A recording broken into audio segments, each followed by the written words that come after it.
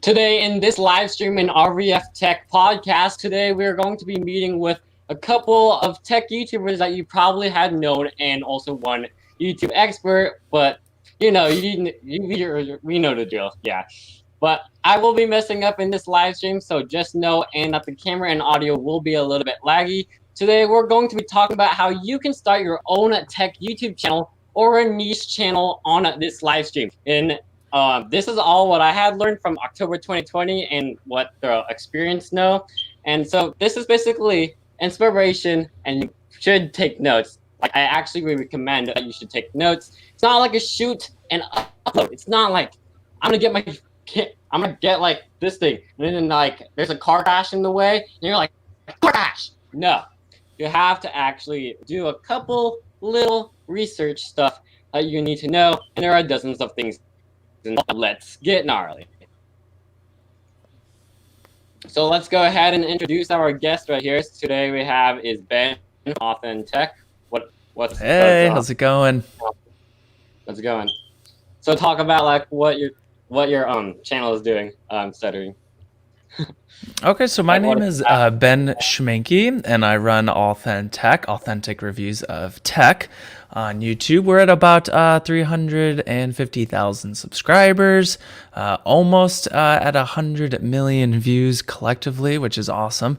And yeah, I just review all sorts of tech, usually the fun stuff. I like to keep it to drones and action cams and electric scooters and basically all things tech. So yeah, that's me. And the next one that we have is Brent Sparks. He just got like a channel. I think he said that he got like another channel that he reached 1,000, so he created another one to keep it on going with like the YouTube flow to make sure that all of the tips are actually working and keep it on going. So go ahead and talk about how your channel is doing and what you do. Yeah, absolutely. What's up, guys? Hey, my name is Brendan Sparks, and I think on my channel, I'm approaching that 350 subscriber mark. But yeah, this is my second channel, actually.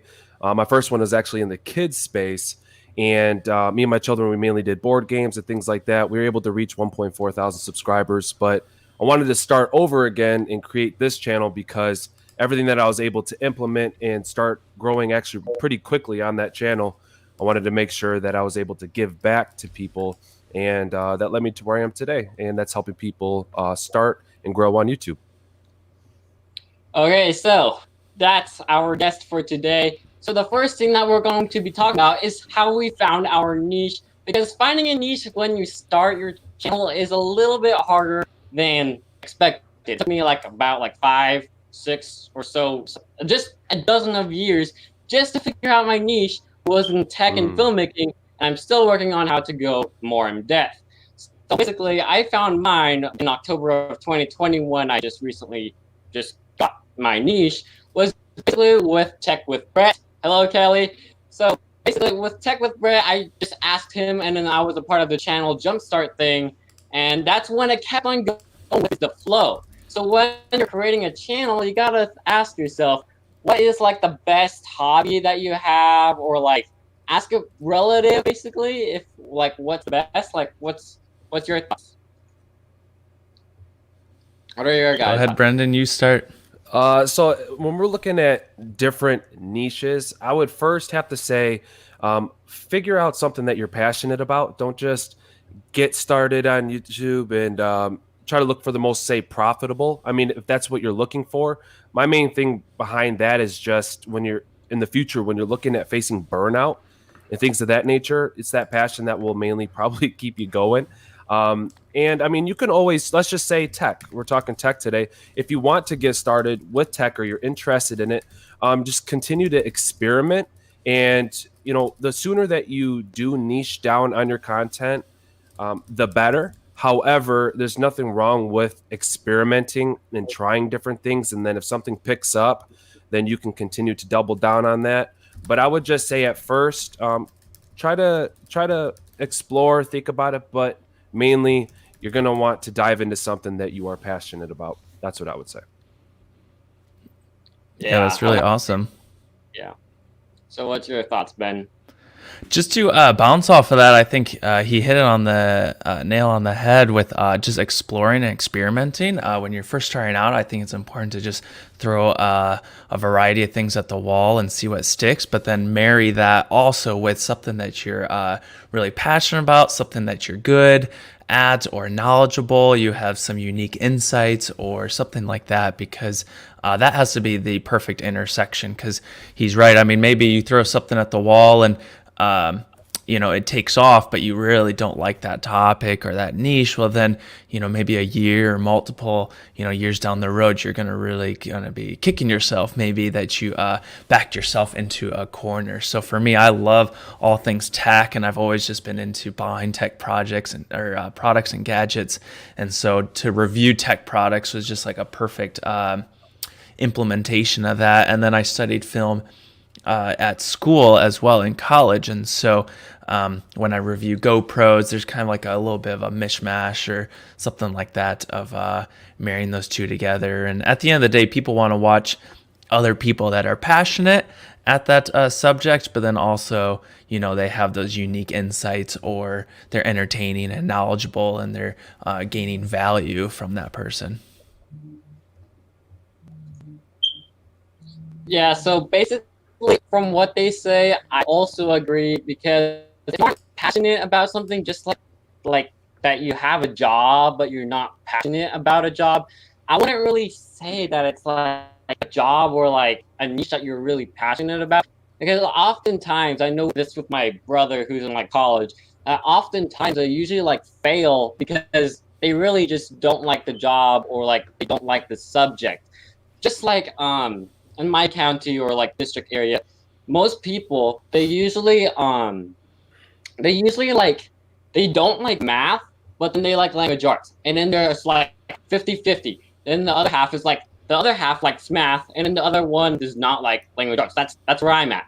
So basically, if you're able to like mix those two together, which I'm doing with the blog, because if you watched the video that I talked about, like the GoPro subscription, is it a scam? When it's not really. I even had to mention the math in there with the blog post, just because no one seems to really understand it. And if you really do not know how to find your niche and you're still searching it, even after like 5 or like 3 months in between like just making the channel, then what's your favorite subject that you like to binge watch? If you like to watch like Marvel or like CES, the Consumer Electronics Show, or like something like that, you can just mash them all up together, and then basically that's what you can be talking about for is your first video.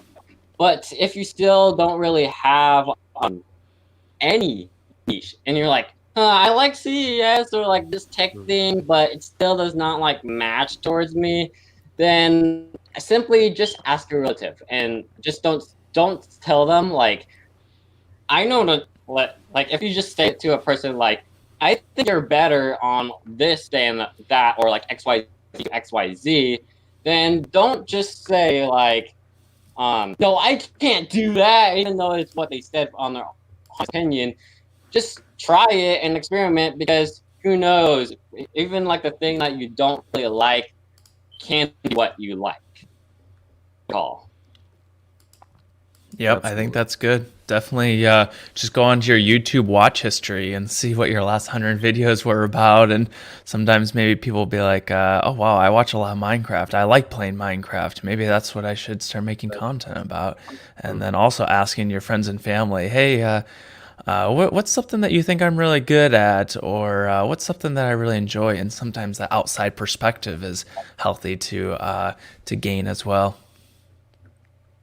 Yep, I agree with that. And it's interesting too when you look at niches and people's channels. Now, I would just say this is for the older crowd, but it's funny if you really see how people's normal jobs, how much they correlate with people's niches. So even for myself, I'm active duty in the military. I'm in the Air Force, and I'm not going to get too much into my job in the military, but it's mainly to help people. And it's just funny how much that inspires me to come to YouTube and then once again help people. So and you could think about that too. And that's why I say you don't really have to think about what you want your niche to be. A lot of times, like we've mentioned already, that may just happen naturally. But the number one thing is just getting started. So you can go ahead and try to think and think and think and plan and plan. But if you're not hitting record, like that's where your money is. You got to get started today. And that's what I would like to really push, is just getting started and hitting record. Yeah, punch fear in the face and just press record, just like John Cannell always says. There it is. That's good, man. That's it. So next one up that we have, hold on, let's go ahead and go on here, is finding your video ideas. Find video ideas. Even when I started on just finding that niche, it gets pretty fishy and pretty hard and pretty shady on the switches of the side. So basically, these are the tools that we recommend. So go ahead and talk about your best tool that you think that would work best. So here's a free one. One, you can simply use the YouTube search. So you're just searching in YouTube and you're trying to come up with content. You can literally type in the word "how to" and see what pops up. Or it could be something relative to your niche. And I think that's just a great way to at least get started. Now, I do use TubeBuddy. In the past, I've used vidIQ and I've used Morning Fame. Morning Fame is great for somebody that's just getting started. And now these are paid services. Now, TubeBuddy is free. I would say that's my favorite tool to use. And you can get it for free today. I would suggest, if you're going to invest in yourself, that would be a great way to get started, because you want your channels to be found and your videos to be found, especially getting started.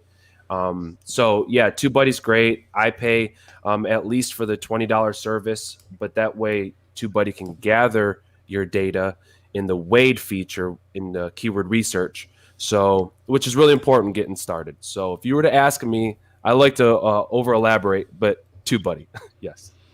Can I ask a question on that, Reagan? Can I ask my question? Yeah. Brendan, what's your, so I want to know your insights and your knowledge, TubeBuddy versus vidIQ. Why did you go with TubeBuddy over the other one? I like that TubeBuddy has recently been bought out by Ben. I think that they're just making a lot of moves, and I have, and the thing is that vidIQ and TubeBuddy are very similar to me. I like features that vidIQ has, especially when we're looking at like searching for videos, and vidIQ is able to gather that data for videos that have been, say, published that day. I think that they're very similar, but I've always gravitated towards TubeBuddy. I think I like the layout of it. They recently came out with click magnets, and I think that's a big game changer. You can. What are those?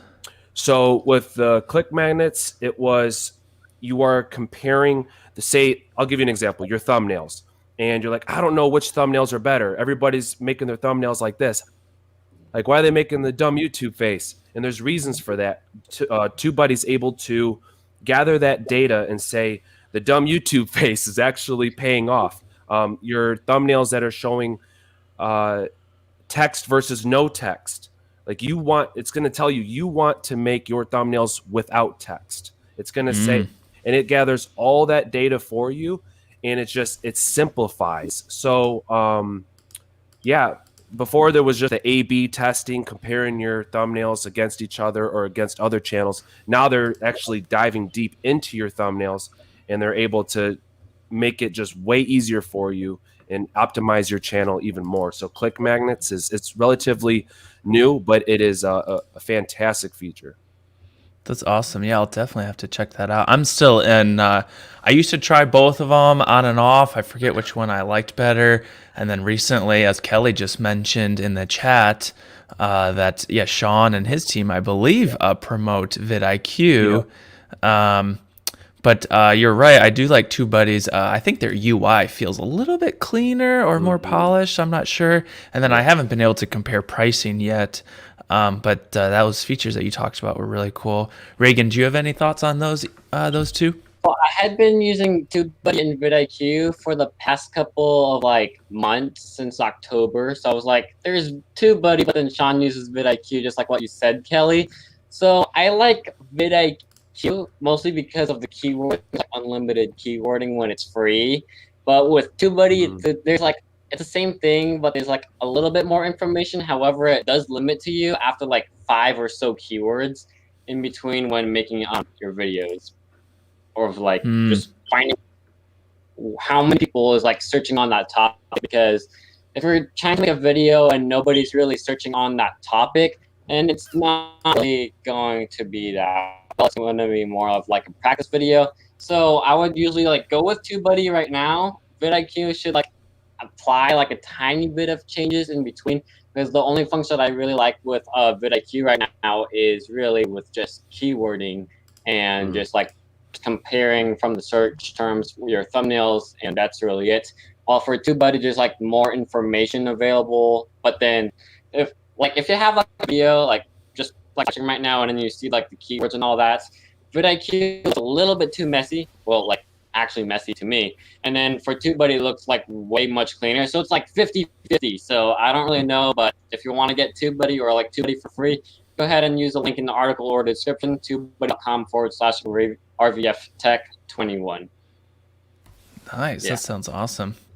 Another thing to back to your original question on keywords, Brendan hit it on the head. I use that all the time on the topic. If I'm about to make an FPV drone video, I'll go into YouTube, start typing just FPV drone space, and see what those top ranking results are. I think there's another trick. If you do an underscore and then space and then those words, it'll also auto fill in those previous words. So for FPV drone, the top one is best, and the next one's DJI, and it's like, oh, okay, well maybe I need to like figure out how can I do an FPV DJI drone video, or integrate those keywords into my title, description tags, and thumbnail. And then another resource I know of is just the YouTube or Google trends.google.com. They'll show you what's really relevant, trending topics, and then you can also explore and put in your own keywords and see the interest over time on that chart. And I know he once did that. You can do comparing. I remember doing Black Friday and then drones, and you can see like right when those crossovers are going to hit and when's that peak time to start promoting or making that content based on those keywords. I remember like I did almost the exact same thing near Black Friday, like really close to that. Of just like getting into all the keywording, Google Trends, just finding words like the highest peak, and then I just made the upload. Got like a couple of views, like near 100, but not that much. So another tool I would recommend that most people might not know, let me see if I can go ahead and pull this up right now, is Exploding Topics. Let's see. Okay, it's gonna be a little bit slow for that. Exploding Topics, it's basically like shows like it was made by Brendan Dean and a couple of other creators. And so Exploding Topics gives you the newest trends that are coming up. So if there's like a new company in the news, or like forecasting or whatever it is, not really showing up. My dad's with the vacuum, but okay, anyways, so basically Exploding Topics, it shows you the upcoming companies like in the stock market, or like some type of news or like leaks that's happening and going on. Because if you just do because with the iPhone 12, I know it popped in Exploding Topics before it went on like the most highest peak in September, October. I think it was like November or like December about the iPhone 12. And then that's when I planned out my videos, checked out TubeBuddy, vidIQ, and keyworded to make sure most people watching it. So I got that working and gained a couple of extra views, about like 10 to 15. I would say that's a good range. And another one. So let's go ahead and talk about Exploding Topics before we go off onto the next tool.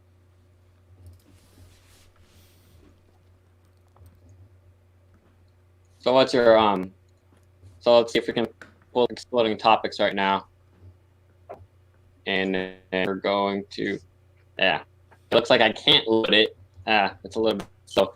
But anyways, yeah, that's one about Exploding Topics. And next one we have is Answer the Public. It's going to be an article. Yeah, Brendan, you can go ahead. What's this on? Oh, you said Ben. Go ahead. I was just going to say I'd never seen that website before, exploringtopics.com. I'll definitely have to Same here. bookmark that. Yeah. Do you know where they're gathering all that data from? Is that socials like Twitter and YouTube search and stuff? I don't really know, but I do know that it's managed by another YouTube expert that's like Sean, but not really Sean, that gives out more keywording tips. So I think that like going through the process on like they have like natural organic looking out on the investing side, new companies, new trends that's happening, and all that stuff. And it could be from Google Analytics. I don't know. It's a resource that I like to use. That's awesome. Yeah, that's a great idea. Like right now, I see at the top Google Lens, and if I had any sort of expertise or unique information or something like that on Google Lens, the camera app, it looks like it's exploding right now. That's a great time to just double down and put out some helpful video content on a topic like that and put those keywords first in the title and all that. And This is cool.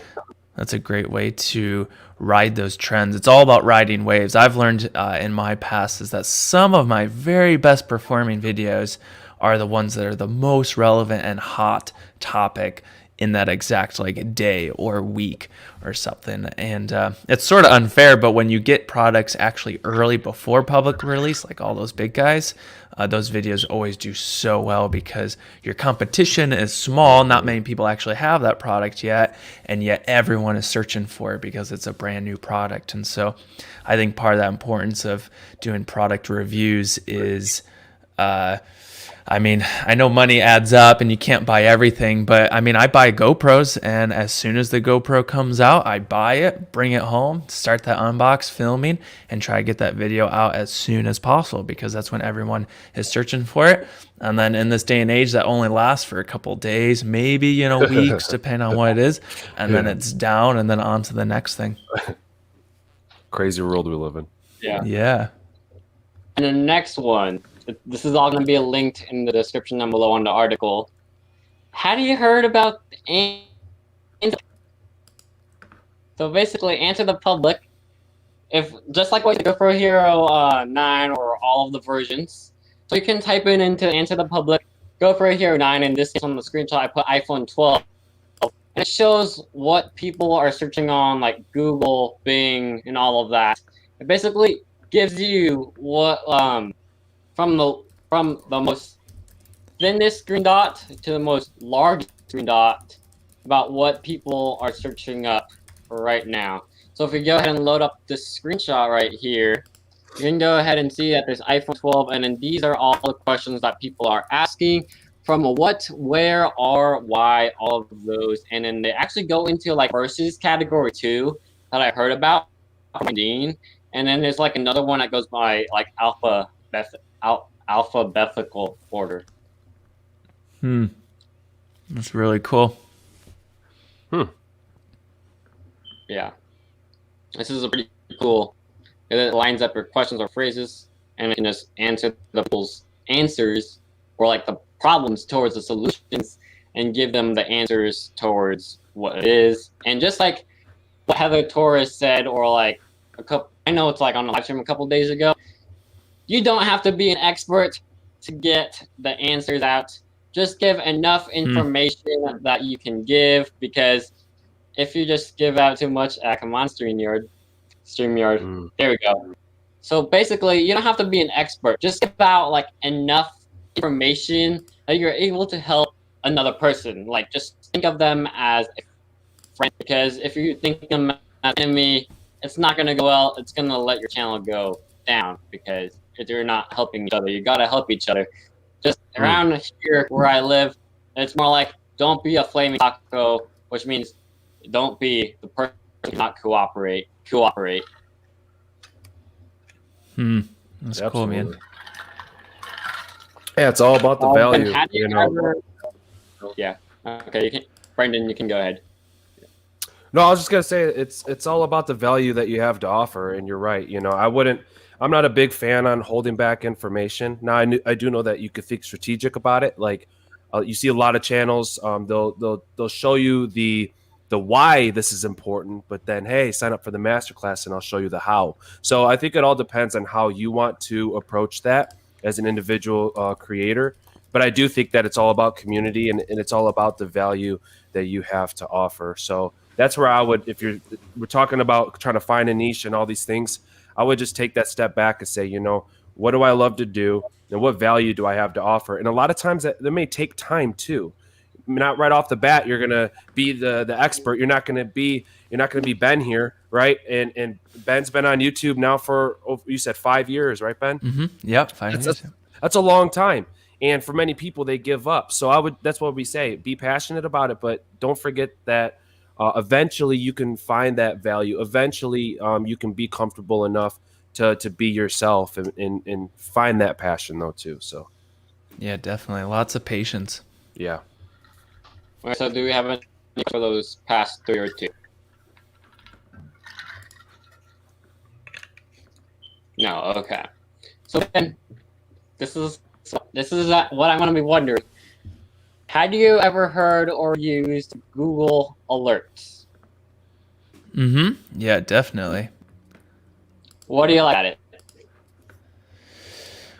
I'm probably not using it to its full potential. I definitely admit that. However, I will sometimes get alerted on. I put like authentic phrase in there since that is now trademarked and or in process of getting trademarked, and you know, to see if that sort of term or if any of my content is getting repurposed or republished out there on different sites. That's one way that I'm able to use Google Alerts.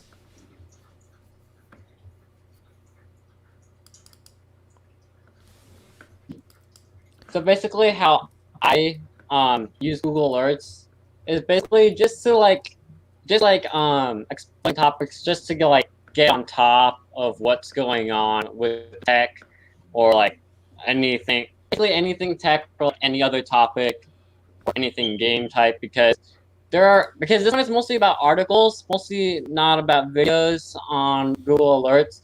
So it's like recommended, but not so recommended, but you should still use it because it's a tool.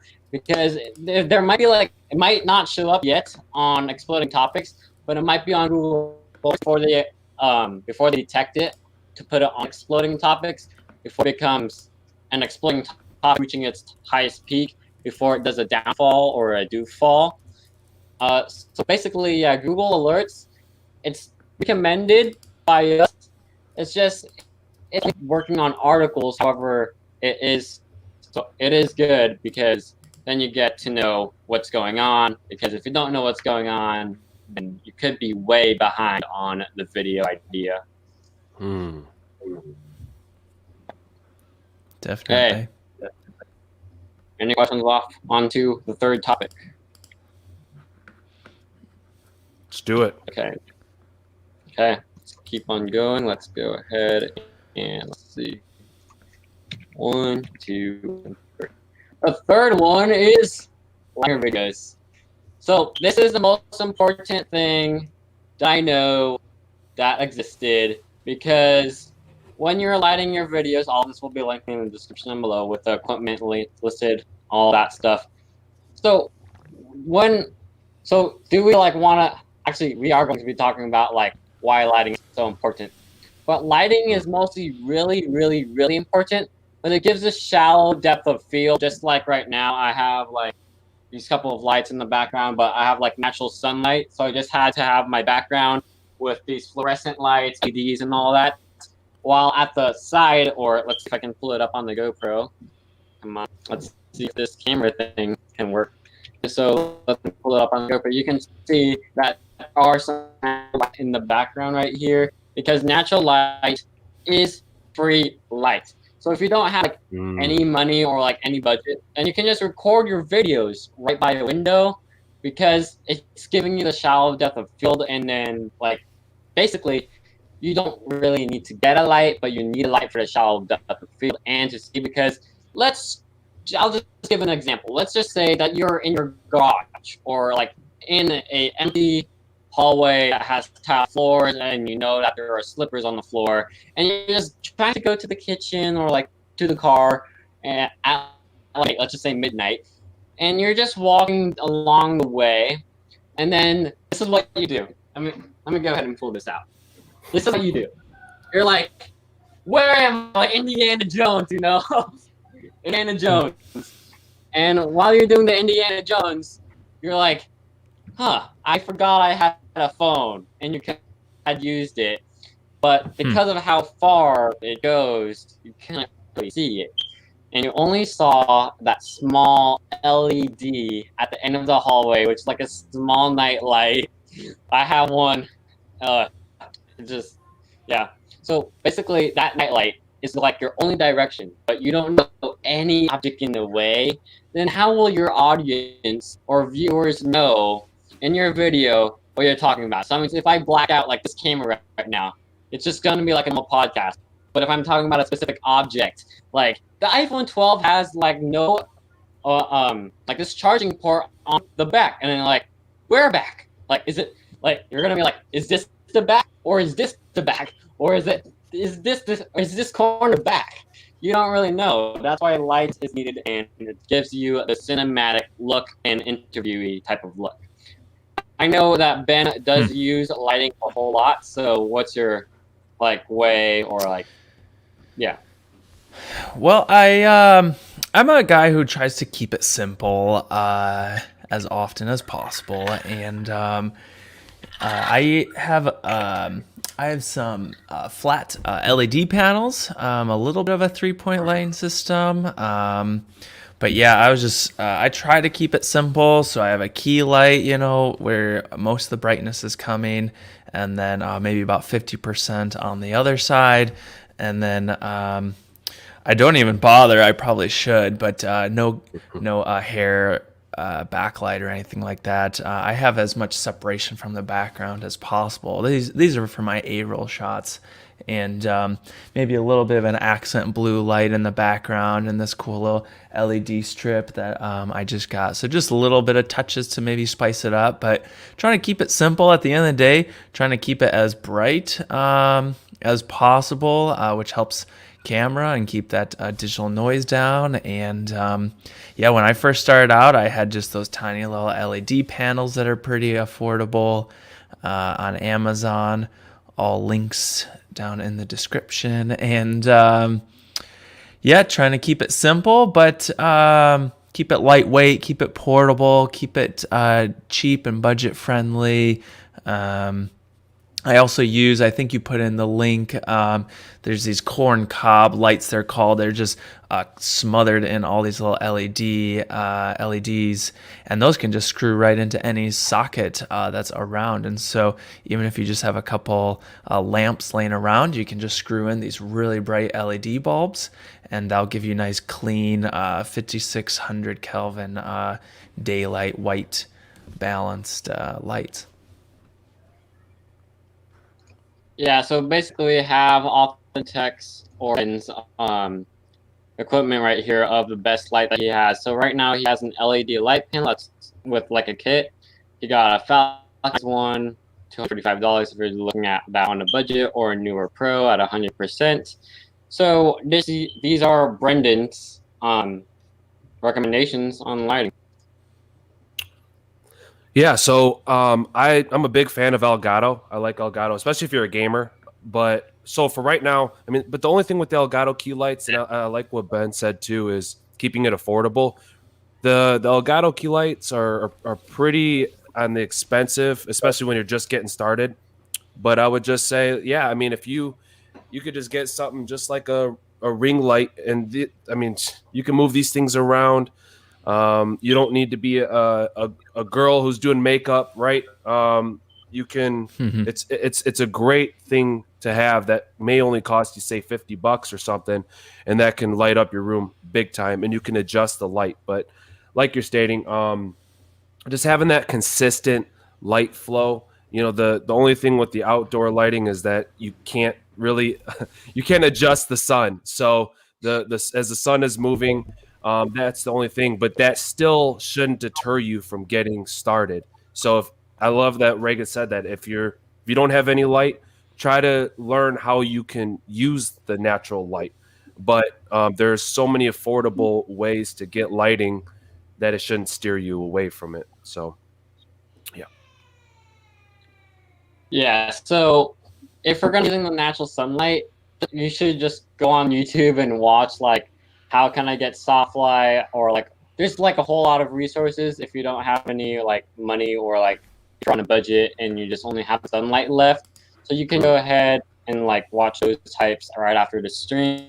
But my recommendations, hold on, let's go ahead and look at the StreamYard thing is like pretty weird. I gotta get used to it.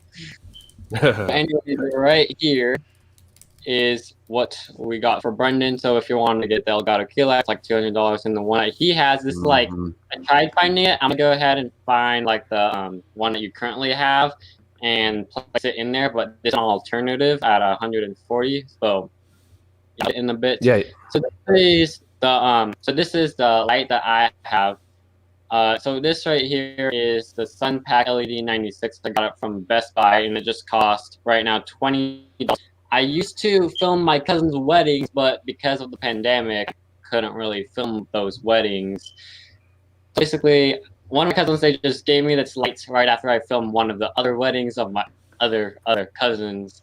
And basically, these were one of the options. I have it right there in the background. I don't think, yeah, you can't really see it. But however, this does need a double battery, which is the downside. But there are like these rechargeable batteries that I use for it. It works great. I charged it like already 10, 15-ish times from the past couple of days of just creating and just ramping up the content. And so if you're just going to get on Amazon, there's also one that's $24.99. That's a newer. This is the one that Sean Cannell also recommends. I always have to say it's great because then it's like you get like the actual battery. You don't have to get other like even more batteries at all.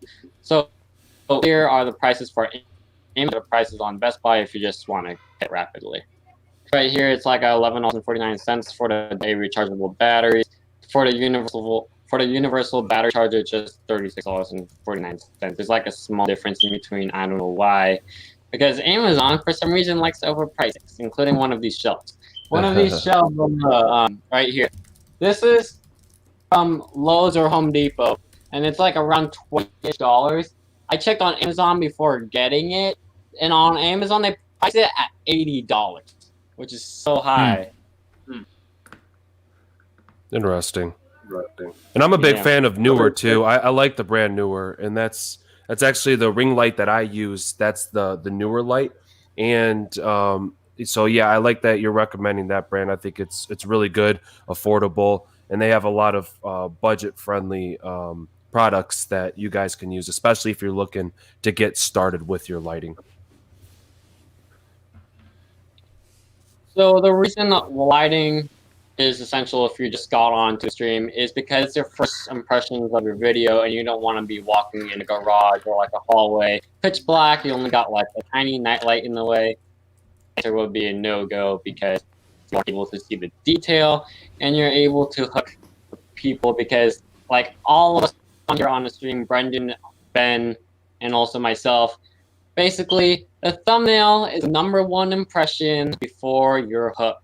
And before the hook is actual video, which is after the first 15 to 30 seconds. So lighting is really, really essential. So if you're going to be thinking of upgrading, lighting is the first thing that you should go. But there's another thing that we're going to talk about that you should also go if you're thinking on upgrading. But let's go ahead and pull this up if this can pull correctly. Okay, so right there, pull quality over quantity.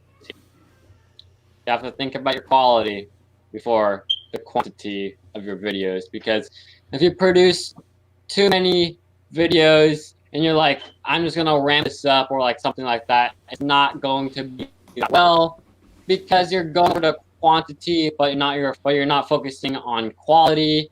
So make sure that you focus on your quality over the quantity. And I see that my brother's in there. Hello. Shout out to Hugo. Hugo. Yeah. What's up, Hugo? The next one. Yeah, what's up? Let's go ahead and just do that right there. So his question, let's see. Do you have any tips for doing videos outside? Does anybody have it? Like, I would just say, like, you want to go? So you're talking about making YouTube videos outside. Any tips on that? So yeah, now it depends if we're talking about the equipment we're using for going outside, or if we're talking about just making content. Because I'll show you something else that when we're talking about lighting and things like that, then it all depends if you have a DSLR camera, because then you can use products that will get rid of the glare and allow more light in your lens. Now, when we're talking about, say, audio, you have like the Video Micro, which is super cheap and will get rid of the wind. So, you know, having that windshield on one of your microphones, that would be a big one. I see a lot of new YouTubers getting started, and all you can hear is, whoosh, whoosh, you know. So lighting and audio and all those things, yes, but just finding there's so many places, especially like even now during the pandemic, you could still go to parks, and I don't want to speak for every state, but I would just be cautious about your surroundings and where you are. And but I think it's good that you're getting started going outside. That's something actually I would like to start doing more on my channel. It's just hard being in the military, having kids, and just trying to find the time to where I can actually go out and leave my family. So I don't know. I think that it's just, yeah, I would say be cautious about your surroundings and the sound quality around you. But Yeah, I use your definitely phone. second that. Yeah. I think he's spot on. Jumping ahead a little bit, I know we're going to cover sound in just a little bit, but when you're outside, you have all those weather, wind elements and stuff to be careful of. And you know, I like to shoot with, you know, a lot of my things I like blue skies, but you're also going to have more harsh lighting, so maybe find a bit of shade. I think you know, go under or behind a tree where you might have a little bit more smooth, softer lighting. That's always a nice tip, because if you're out there in the sun, if the sun's directly behind you, you're going to be kind of dark and underexposed, and it might be kind of noisy image. Or if you raise that up, then it's going to be super blown out. And then the opposite is when that sun's maybe on your face, it'll be really harsh and contrasty. And unless you have a really fancy camera, that's not going to look too pleasing on your subject and stuff. So usually I like bright sunny days and find some shade, or if it's overcast, that kind of gives you that nice softbox. They call those clouds almost like a softbox effect, so you have that smoother lighting. It's just not as pretty blue skies and stuff like that. And then also I'm going to be back in like 2 seconds. My mouse died, so I need to grab a little battery pack, but I'll be right back. Good. And I wanted to talk about too, so when let's just say you're getting started, and I told you guys, if you're coming in right now, what I said earlier was get your phone out, hit record, you know what I mean? And what you can use is, and I'm pretty sure this is for iOS too, Filmic Pro. You want to get yourself Filmic Pro.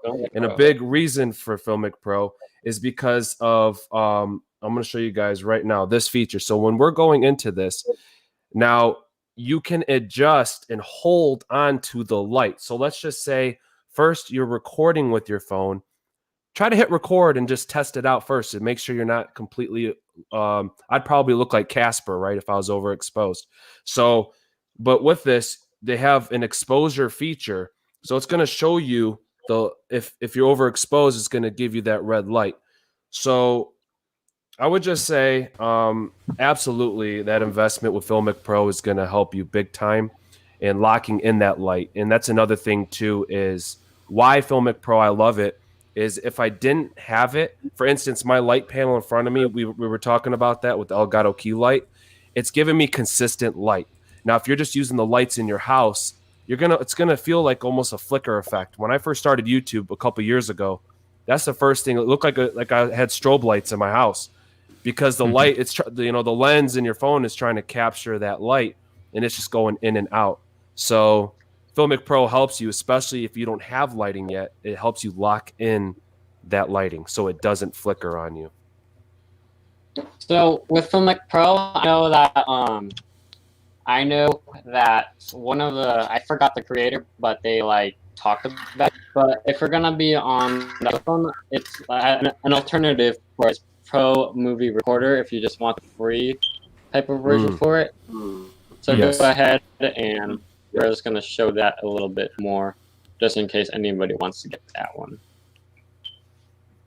Because it is Because $15 for Pro- Filmic Pro. Yeah, $15 for Pro. So I'll have a link in the article later on today. After we take that for you. Okay. So basically, if you have like harsh light, camera angles. So if you have like harsh light, or harsh light does not have to be outside, but it can also be with the LED panels too. With what you have, like just like newer, like there's usually like a diffuse, like a wax gel to like give you or like put on or something that you have to get. So a cheap way, I have my light down there, but anyways, a cheap way for the light is basically just a towel or a napkin and then just tip straight onto is it's basically just to tape it straight onto the light and then have it on there because it's going to fuse it, but it depends on like how many rolls. I usually have like 1 or 2 towel rolls on it, but like just like it's just like a towel basically. Well, not really a towel, but like a napkin type of towel, because then it's gonna diffuse it. And I know that Sean Cannell also mentioned, Brendan just went offline if you were just wondering, but I'm gonna wait for him to reload. There he is. So basically, when you're outside or still with a light, Sean Cannell had also recommended recently, and his partners on his channel, is basically that you can use is a shower curtain maybe if you want to, and it'll still diffuse natural sunlight or either the current light that you have. So next one we have up on the topic list is what's best for your tech videos or any videos. So this can be like any tool, sort of that, sort of those type of things. So right now I have, let's pull out the GoPro. Come on, let's go behind the scenes. Right here we have is my Canon SL2 right there, and it's basically just linked up on it. But you can use a webcam too. But my webcam is not so great, and I'm even using this GoPro Hero 9, right? And then basically it will be able to be used as like camera if you don't have a camera. So just use any camera resource that you have, including use your phone. I still use my phone still to this day. I even still use the GoPro Hero 3 Silver, I think. I still use that. Just basically, I just still use whatever I have. It's just like I mentioned near the start of the stream. I use every single resource, or like, well, basically every single resource that I have, I try and use it, because if you just have like one resource, you're like, I can't use my brother's thing, then I'm gonna let my dog in. But upgrading and other stuff. It's getting a little laggy. Can you still hear me? Are you there? I can hear you, Ben. Okay. You're Reagan, you there? It got just a little laggy, but I think you're back. Yeah, I'm gonna go ahead and log in. So did you have a question? Sorry if I missed it, or what did you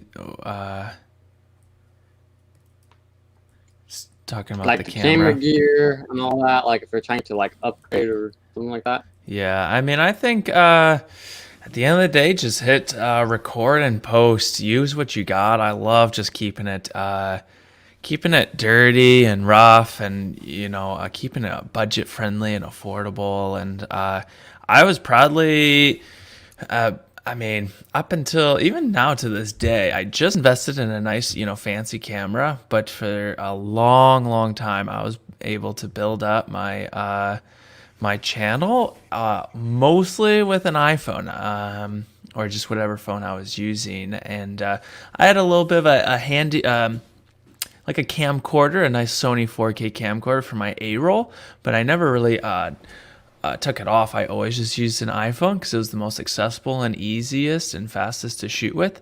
And yeah, it's good at compressing good file sizes and smooth to edit on the Mac. And yeah, so I think if you have a latest or a somewhat newer phone, I think that camera quality is great enough. Like Brendan was talking about, you can do an app to kind of up that quality, and then always consider your lighting. That'll help a lot. And then audio, as I think we'll talk about in a bit. But you can, I just reviewed a really cool wireless mic that plugs directly into your iPhone. Lapel, clip it on, get some nice lighting. No one will ever even know it was filmed on an iPhone. And so, yeah, phones are getting really good nowadays. Which one is that? The Rode or what microphone? I reviewed a couple. So my previous favorite was the Rode Go, but you needed a little bit of an adapter in order to get that into your phone. And I was able to compare these two products, and my mouse is still charging. I'm going to give it a couple minutes. But I compared I'm going mind blank on it. It'll come to me. But I compared two wireless systems. One that was a more like traditional 3.5 mil, and then you can convert that into whatever camera. And then the other one, that one was called Lark. And then the other one, I'll come up with the name in a second. Maybe I'll drop a link in the comments. Yeah. And that one was the lightning jack directly. That was the receiver that plugged directly into your phone. And it was a really small, tiny little receiver. I can grab it if you want, but it just auto connected, and then just the transmitter was it was actually a 2-pack, which was really nice for interviews, and it was good range, good distance, good clarity, and pretty budget friendly. I mean, it was still maybe a couple hundred. I think single mic would maybe be $100-ish, but yeah, you film that on a nice phone with a good clarity mic, and most people won't be able to see or spot the difference. Yeah. Yeah, so before a couple months ago, before my phone broke in Lake Tahoe of California, basically this used to be an iPhone SE first generation. I still have it, but it won't boot up anymore. It's just totally broken and damaged. So basically, I basically used my iPhone SE, and I just used like my phone with it, just like what we're gonna get to it in a bit, within like one or two topics, and then we're gonna get there. But anyways, with just a single phone, and you can just edit it with like the app like iMovie or like some other kinds. I don't really edit on my phone, but there are editing softwares on your phone or iPad that you can actually use to improve your content.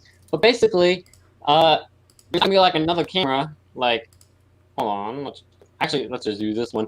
There's not like another camera like this one, and then you're gonna be like this all the time, and then you're like, hey, it's like all of that like off onto the side. Because no one really is going to see what gear you have. It's about, again, the quality over the quantity. It isn't like the quality over the product. You have to make sure that you have it for a good price. But you have to have a good camera, or like, no, not a good camera. Well, a good camera. You still need a good camera. They're still able to see. But if you just match that camera quality towards the audio, it will be just seamless. I even, Ben, have you heard like about like one movie that was just filmed all shot on this movie that had I think so. I forget what it was called. Yeah, I forgot about that. But you probably watched the movie. Anybody like or like the viewers on here probably watched a movie and never even saw the credits that said shot on iPhone or like that, because basically, basically. Yep. Yeah, your smartphones, even the latest Samsungs are really good.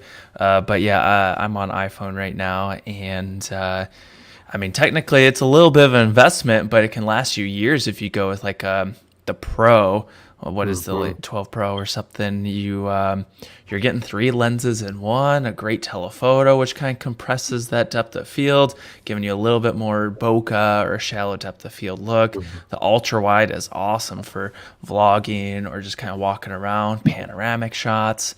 I've even considered, I don't have enough time, but you could launch a whole channel just showcasing on how powerful an iPhone or smartphone camera is, and the insane potential that you have. I actually made a funny video. You can check it out later if you want, comparing a latest iPhone to that camera back there, the A7S III, which is a nice, expensive, top-of-the-line Sony mirrorless. And a lot of people couldn't tell the difference. Some comments said they preferred the iPhone image since they're doing a lot of that HDR tone mapping.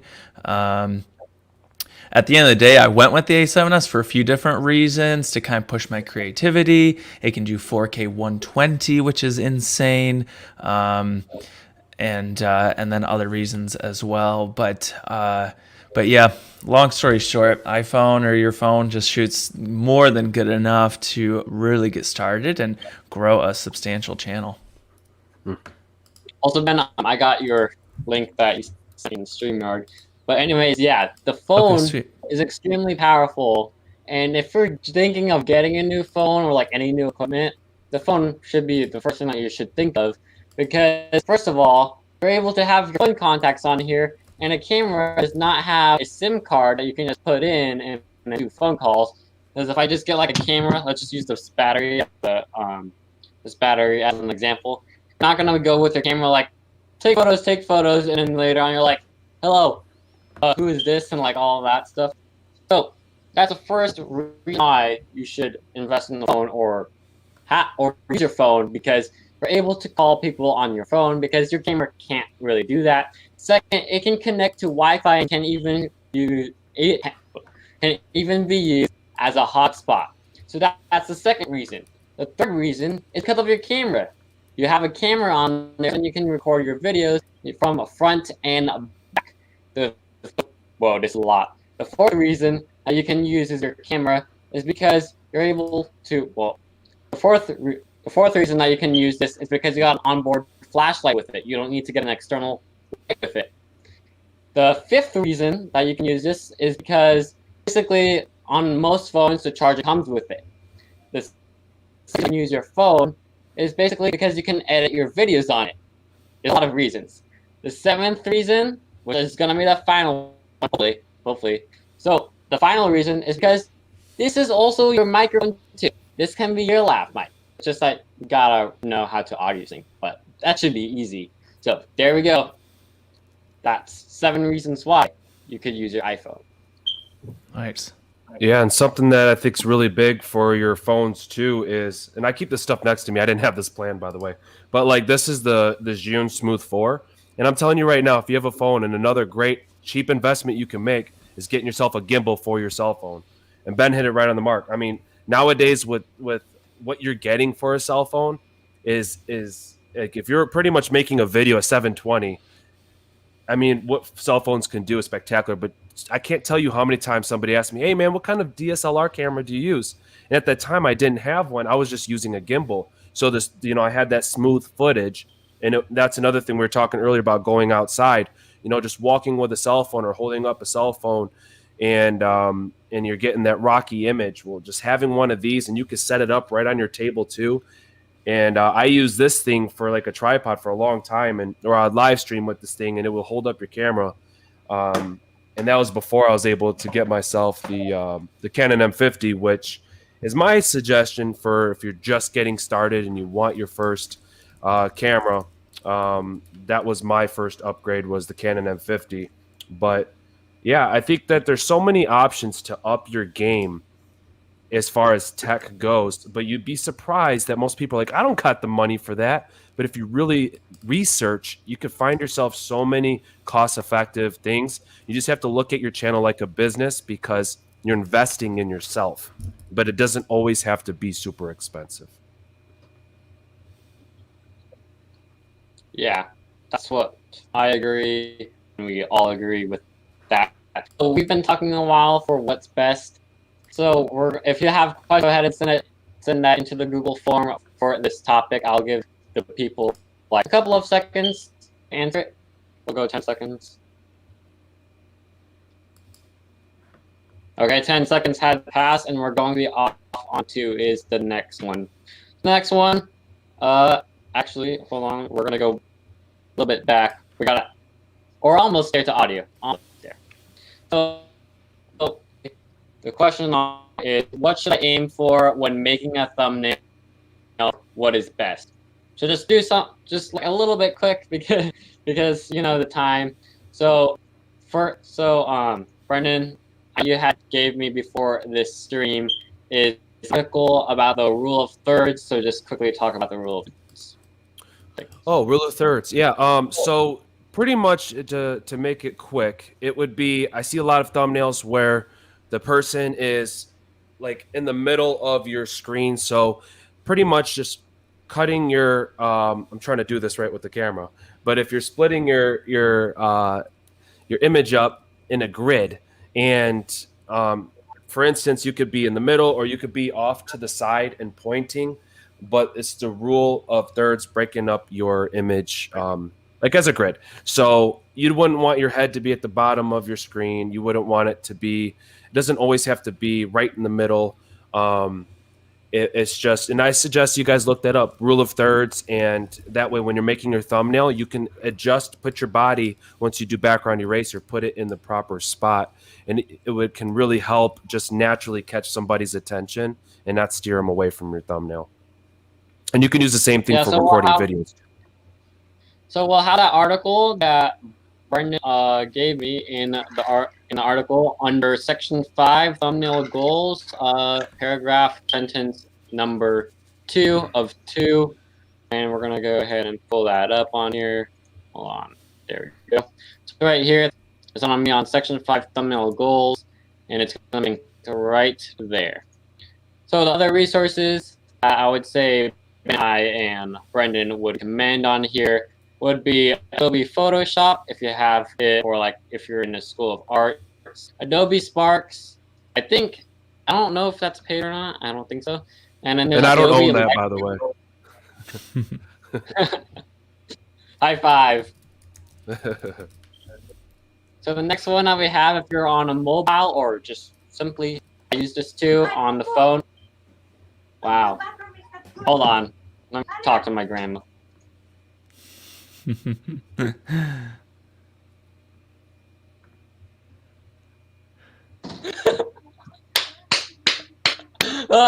That was my mom just ran up the stairs. Okay. Just a brief intermission, huh? She wanted to get on camera. That's right. You never know when you're live. The next one, we have mobile or Android, is Adobe Lightroom. I was introduced by my church. And the next one that we have is Google Snapseed. It's available on iOS and Android for free.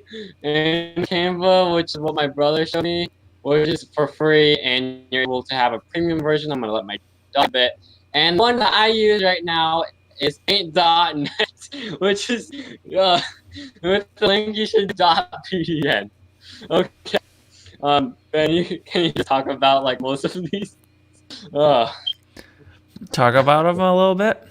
Just the thumbnail stuff. Yeah, like the ones that you use are like what you like to aim.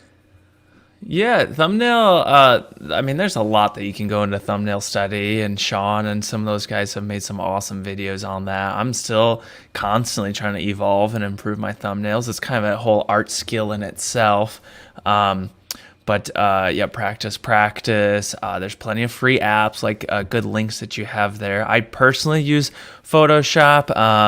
I pay for, they actually have a more cheaper, budget-friendly option, which is, someone can put it down in the comments, but I think it's their like photography model. And so you get Photoshop and Lightroom every month. And that's all I need, and with those two alone, I'm able to do plenty of editing. I've tried switching over to one of the more cheaper or free versions, but the workflow, I've already learned Photoshop. I've been using it for just a long time. And so it was going to take me too long to try to learn a new program and stuff. But just the basic understanding of layers and outlining and stuff like that. And then every other time I run into a question, how do I do this or how do I do that? I just YouTube it, find a nice tutorial, and then always strengthening those skills as well. I once was able to hire a professional thumbnail guy. He's actually really good, and I wish I could pay him for every single thumbnail, but that obviously is a cost that sort of adds up over time. And so I'm not there yet, but you can, if you're smaller, medium size, you can always go to Fiverr.com. I love that site, and you can find people to, let's say you don't have any sort of Photoshop or editing skills, you could pay someone maybe $5, $10, $15 and make a nice thumbnail possibly over there. So that's a good option to consider. But I know Mr. Beast and a lot of guys, they won't even start filming a video until they have that thumbnail locked in. I know he'll spend, tons of thousands of dollars and hours and maybe days to just get that perfect thumbnail because he knows how important it is. And I'm definitely guilty of kind of rushing into making the video, and then throughout the process or maybe at the very end, oh shoot, like where's my thumbnail? What am I going to use? And every once in a while, you can still grab a screen grab from the video frame itself, but I think the essential is not just using the default that YouTube selects for you, is actually going in with some purpose and planning and knowing some of those strategies behind creating that catchy thumbnail that will really grab viewers' attention, stop them from scrolling, give them some intrigue. There's so much study behind thumbnails, but that's just a little bit of what I do. Yeah, so if you're thinking about these, it's going to be in the description down below on the article. It's on 5. And the next one that most of us have been waiting for is about audio. But before we get on to that, so basically Adobe Photoshop and .pdn, .pdn is like a free version of Photoshop, but not really Photoshop. It's like the Photoshop basics.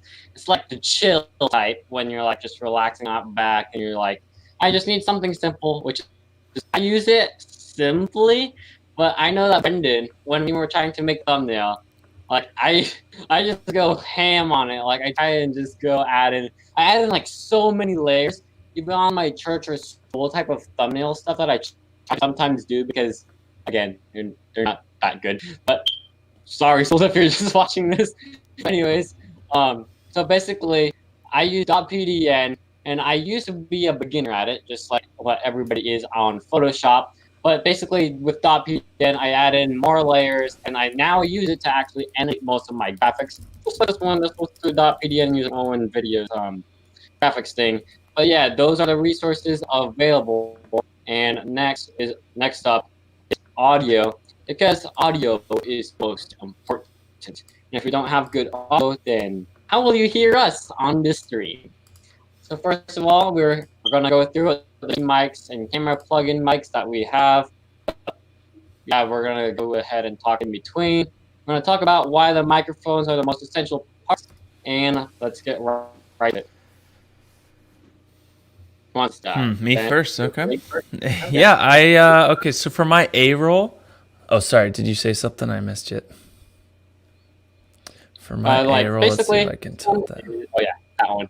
See I got my pretzels here. Love pretzels. But then right up there, I can swing out. I don't know if you can hear me, but I swing it over on a little arm, and that's the A-roll table that I stand over, and just try to get that as close to your face as possible, or pointing right at your mouth, and keeping it just out of frame. So that's my A-roll mic. I know some people do lapel lavs, and that works great too, because that microphone, just getting it as close to the mouth as possible is key. But for me, I didn't want to always clip on and wire and stuff like that. I love the idea of just having that kind of shotgun directional mic for all my talking head shots. And then when I'm out and about for my B-roll stuff, if I know or think I'm going to use the audio, Sometimes if I'm just using the phone, I'll use what's built in. With that camera, I got that fancy, cool microphone. This is a new one from Sony that's actually kind of nice because it's got all the controls back here. Yep, that's it, the B1M. It's a little steep, but what's cool, what I love about it so much is there's no cable dangling down and needing to plug in like all the others, is that it's powered completely all through the hot shoe connection right in there, which is really cool. So yeah, no batteries that I need to be worrying about, because that happens all the time, like as a battery goes dead mid-recording or starts to gain fuzzy and chopping out. So yeah, that's a little bit more advanced, but that's the setup that I'm using on the A7S III. All right, so yeah, I gotta say, that's pretty cool. Like, that's the coolest thing I have ever heard so far, is the shotgun microphone. And you just slide it on there. For me, I have to like just plug in like the video micro with it in order just to get power naturally from the camera. For that one, it's just like slide it on to like Yeah. Like, that's the most that's coolest. right, lock it on. And what's cool is obviously since it's Sony to Sony, they dialed in really good. So you have all your filters and levels and stuff manually on here if you need to, or it's all communicated into the camera as well. And so I believe in camera right here, I set it to auto, and then in here I set it to kind of auto, and it's really good at just getting good enough audio for my needs. I saw you just cut out, so I just re-added you on here. But yeah, that thing is it's like a beast. I gotta say. It is, yeah. So it like I said, it was really expensive. I started out with the Rode Video, a video mic and video micro and stuff, and they still have great things. But yeah, now that I was kind of gonna spend a little bit more on some fancier camera, I really liked that mic that just made it a lot more simple. No plugging in a headphone, because I know that starts to wiggle out sometimes over time, or you forget to plug it in. Yeah, just removing as many variables that can go wrong as possible. Yeah, so I gotta say on that, it's gonna be linked down in the description and all that towards the article. So basically, yeah, I can't really say anything else. That's the most coolest thing that I have ever seen on this podcast. So basically what I have is I got recommendations that I got in the article, but what I currently have, I'm actually just currently just using is my webcam right here. This very old webcam that I use on my classes, because this thing is the only thing that has some good audio. However, if I'm out, I sometimes use the Rode Video Micro. But if it's way too loud, then I just use my phone with the audio recording feature, and then I audio sync it, so then people can hear me, and then we gotta have audio. So for Brendan, actually, let's go ahead and see if I can load myself up. Link. So on here, I have all recommendations. If you're thinking of a USB microphone, right now I have my USB microphone. I currently have as my webcam, my Zoom webcam. So right here, this is my recommendations. This is for $100. The original price was $138. The NT USB Mini. The other one is a Rode Smart Lav if you're going to go for it, if you just want to go for the lav style. And this is the one I have, the Rode. This is an alternative to the one I have. If you have a phone, you can Rode Video Mic Me with a windshield. I actually, this is a little bit of a funny story. So basically, before this whole pandemic thing, and then there were like parties back then because, there was the pandemic. So basically, like, I would go to my cousins with the camera because I would be like filming my day with like, before all this, before getting into this YouTube masterclass or all that stuff. Basically, I would let's just use this as my camera, and I have it on the hot shoe mount. And this is what my cousins do all the time. Tug on it. They just tug on the windshield. And then I just told Rode, hey, can I have a backup? And then they're like, yeah! So then I got like a backup, like 2 or 3 extra. Nice. That's cool. So the other stuff on here, if you know this, which I would surely recommend, is this one. is the Rode Video Mic Vlogger Kit, even though you're not going to be a vlogger, but still the perfect tool. So this one on here has a connection. However, if on the new phones, you will need another dongle. I don't like dongles, but just to use it, you have to get another dongle with it. And this is the one I have, a Video Micro compact on-cam microphone with a shotgun nuts, because I forget batteries very, very, very, very frequently. Like if I go to the church and I'm like, oh, battery available, I'm like, okay, backup phone, and I like back up like another item. So these are Brendan's recommendations of what he has as his streaming microphone and how he does his channel reviews. So go ahead.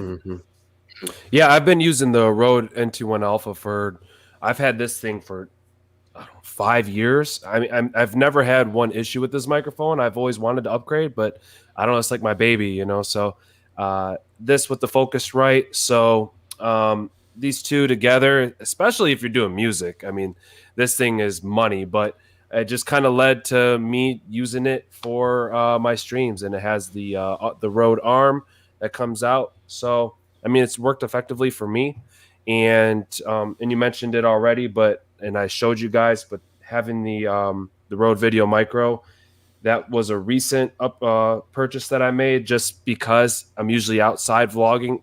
I'm usually outside, but but times have changed. But the Rode Video Micro is great too. I'll just say the mic that you're using right now sounds really, really good. Definitely sounds like a good podcast, radio sort of mic.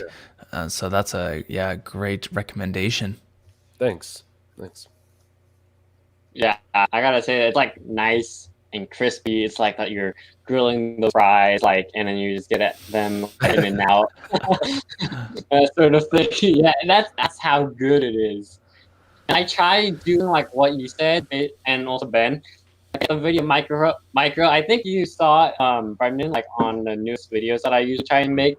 I usually get an audio cable from my camera, and then I just use it like an interviewer, like an interview microphone, like the newscast. I'm like, hello. So then I did that to right when I was setting up. So I did that to my grandma, and I'm like, what's the purpose? And she's like, and then the audio though, besides that, the audio is really good. Just having it like 3 to 4 inches from your mouth. And I used to have it like mounted on the camera with the hot shoe mount, just like what Ben said. I used to do that a whole lot, and it was still echoey. Like I had to go through the editing process to remove the echo and all that sort of thing. Yeah. I want to show you guys this too. So this is a clamp. So this was my setup for a long time on my last channel, and it works. Like I said, I know we're not talking about the gimbal anymore, but get yourself a gimbal. And but with this, you know, you can get yourself one of these clamps, and I know I didn't put links in there for this stuff, but then you can connect your Video Micro to your gimbal. You just slide this right on. Next thing you know, but the big thing with this is if you're using this for your phone, the Rode Video Micro, any of these other micros, you're going to want the TRRS cord. So make sure that you take note on that. But that's why I say a lot of people are like, oh man, it sounds great, it looks great. I was using my phone. I had a Samsung S9 Plus forever, and I had a gimbal in this Rode. So there's ways to do it, and I actually found that off of a YouTube channel, you know, and then I ended up sharing that on my own. But yeah, that's what I use. That's funny. Yeah, using your resources is what it's all about. And Brendan had done that. I had done that, and Ben had done that when we all started our channels and establishing them. Audio is the #1 thing, because if you don't have the perfect audio to match with your camera, and how can you trick? You have to trick the viewer into thinking that basically is like a red camera, when it's not really a red camera. It's just simply is a phone or the camera that you just have. I know anybody who has any mountain biking sort of thing or stuff like that. All I get for the GoPro is like a fisheye lens sort of thing to remove the fish whenever you use it, and only use it when you really need to. But really, right after that, just get like one of these microphones or like mounts or like something like that, or like just your phone and a software, and then just audio sync it. it's gonna look amazing. Like, that's how you're gonna get people into be thinking like, so what are you using? And then like you just tell them, I'm just using my phone. And then like, I'm just using this too. And then you're like, okay, or like they are like, okay, so that's what you have. And then like, yeah, and it's like use resources. So this is what we mean by use your resources available to you. We're gonna pop up any questions right now if you has any. If not, then we're gonna continue on to the next one, which is probably what most people will be wanting, I gotta say. Okay, no questions. I'm just waiting for them to load. Okay. Next, let's pull up the screen share thing. Affiliate programs. You know, you're gonna get affiliate programs in because it's not called running your YouTube channel like a business if you don't try at least these sort of things, because we all have affiliate programs set up. We currently all have Amazon because Amazon is the most easiest to set up with affiliate programs. I have Best Buy with mine. So I'm just gonna let all of us just talk through it because we all use affiliate programs and they're really simple to be used, and you can just simply get paid after a commission and all that. So whoever wants to go, you can just go ahead. I'll start. So affiliates is key, yeah, to the big piece of the pie of making money on YouTube or really any platform. Affiliates is definitely a fair portion. I'll say it used to be bigger, but then for a few different reasons. One is Amazon recently kind of reduced some of their percentages on products and stuff. Now, I still love the Amazon affiliate program and use it in every video. But healthy expectations need to be said, right? So if you make or if you sell quite a bit of money of product on Amazon, you're just still getting maybe 4%, or it's like a pretty small percentage, but that adds up over time. So you make 50 videos, you make 100 videos, those are still possibly working for you and making a little bit of money years down the road. So that's really cool. I'm part of tons of affiliate programs. Some websites have their own. I try to keep it as centralized as possible, but unfortunately, that's not always possible. The main concept of affiliate is, someone's buying something and they use your link. It doesn't cost them anything more, and you're just kind of affiliated or connected with that sale, and so the company compensates you a little bit. And so, affiliates is really awesome.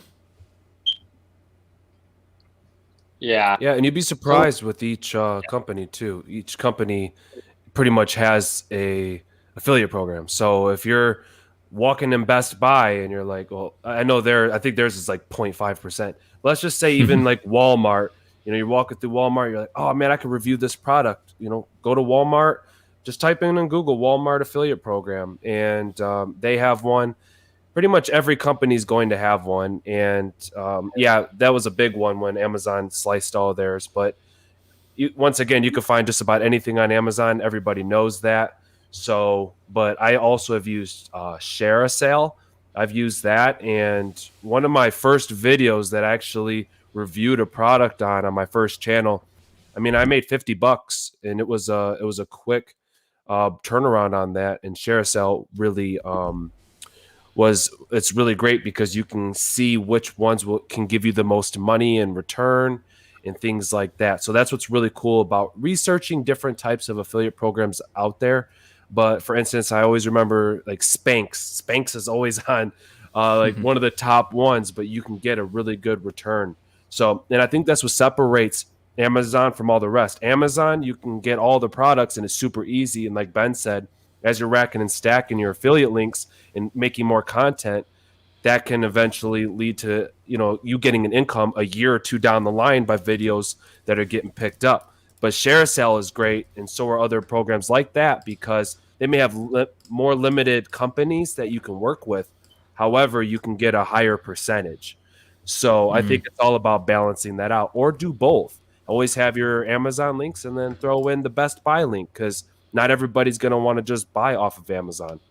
So I would say Yeah, that's true. One more thing to what you were talking about reminded me is that I know Sean uses this example all the time. The beauty and amazingness of the Amazon affiliates, and I think a lot of the others as well, is that they may click my link for going to the GoPro, and they're like, "Yeah, I'm not going to buy a GoPro right now, but I'm going to go buy my my diapers and this and that random product." And there's some technicalities to it, but as long as you, I believe, brought them onto their site and that cookie's dropped and there's a little bit of a time window of the transaction and stuff, they'll still connect you to that sale. So what's kind of cool in the Amazon affiliates is you go to your dashboard.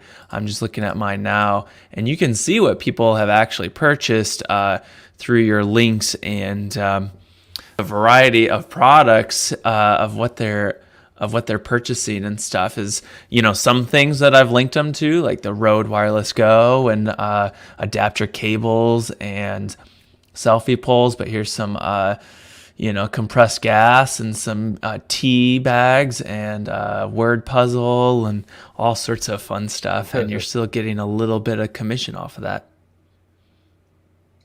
Yeah, that's a Yeah, great so point. right now I'm like going through the process of like affiliate programs and all that. But for just in case anybody does not know, Amazon you kind of have to do a little bit more work if you want to do other countries. So I have linked in section number 7 for affiliate programs is Amazon USA because it's US, but there's UK, which is my most, like the other most in my analytics as the most viewed. And there's Canada, Australia, and there are the other countries available. There are Best Buy and Beach Photo. And also, I also have to say that in the Kitco link, because just like what Brendan said, that another person might be like, like I'm gonna be on Amazon, but I don't really need it like from that day because of that shipment. But then they're like, I need to get it at Best Buy in order to do this. Then, and I actually have in the Kitco link is like underneath the description is one towards the Best Buy affiliate links. It shows a little bit weirdly, but there's a Best Buy affiliate links there just in case if you want to get it on Best Buy. And while it's pretty much like going through there, I'm still also trying to work through with like the affiliate programs on like how to market them correctly and like just basically how like getting commissions a little bit more, because I just started, but then I had affiliate links before, just like on the GoPro subscription. The GoPro subscription video I had made, is it a scam? Is it not a scam? It's obviously not. But the GoPro Hero 9 subscription, like I have my affiliate link set there, but then I see in Best Buy and Amazon that there are people viewing them, but then they're like not buying it or like something like that. I know that we can't really force them to buy it, but then they usually just view it and then they just leave. I know it's like 1 out of 10, but then like, do you know like how I can like increase like commission rates? Are you talking about increased commission rates or conversion rate? Conversion rate, yeah. That's what I meant. Yeah, conversion rate. I mean, I wouldn't get too hung up on it because at the end of the day, the audience will find out right away if I make a video on a product, but I'm just really trying to sell them on it, that just comes off kind of, dirty, right? And people can see through that, and they're going to be and you're going to get hurt with views and subs and stuff in the long run. So at the end of the day, you only promote products that you're actually really passionate and you enjoy and that you like. And at the end of the day, if they don't, they're not ready to spend that X dollars on that tech product, that's okay. You just have to keep making more videos and links. And again, it takes time. It takes patience. It's a marathon, as Sean always says. So be thinking like, I know it's hard when you're still starting out. You kind of want to make any pennies possible, but being like, hey, my goal is in, 2 years to maybe make X dollars or something. So really set it way down there. Yeah, marathon, not a sprint. And so that goes to affiliate links and conversions and everything is and And that's where it kind of comes back to quantity as well, is because if you make a couple videos on expensive GoPros or this or that, there's going to be fewer people maybe buying that. But then if you link about, hey, here's 5 cool accessories or more budget friendly items, well, then you might see a little bit higher conversion on those, because people are like, oh, that is something that I could use, and it's only $10 on Amazon Prime. Like, sure, yeah, I'll grab that. But and it's all a relation too, because if you make 100 views on a YouTube video, well, then you're going to have a conversion, people clicking that link, that might be 2% or 5%. So that's 5 people going to Amazon. And now how many of those are actually going to purchase that item? That might be like, 5 or 2% of those people. And so you really have to scale it up pretty large in order to start converting a lot of those sales. Yeah, so just like what the rep is saying, it's 1 in 10 for affiliate programs and marketing. So this is the longest haul. Like if you say that like just creating the channel and just letting it grow is the hardest, the other hardest part is the affiliate program and marketing it, because it depends on the person, because you can't really control them except for just recommend in the video, recommend in the description, or just all that, and then just going through the product. All what you can really do with affiliate program is make a video about it. Okay, that camera's gonna go out. Whoa, gotta save the battery. Low battery. But basically, what we have to do on that is really just recommend the product, help them out with that, and then basically while you're helping them out, then it's just their decision. Because just like what I told my brother this morning. Because it's like saying, I want to get my video out to more people and all that. But the real answer is you can only recommend it to them.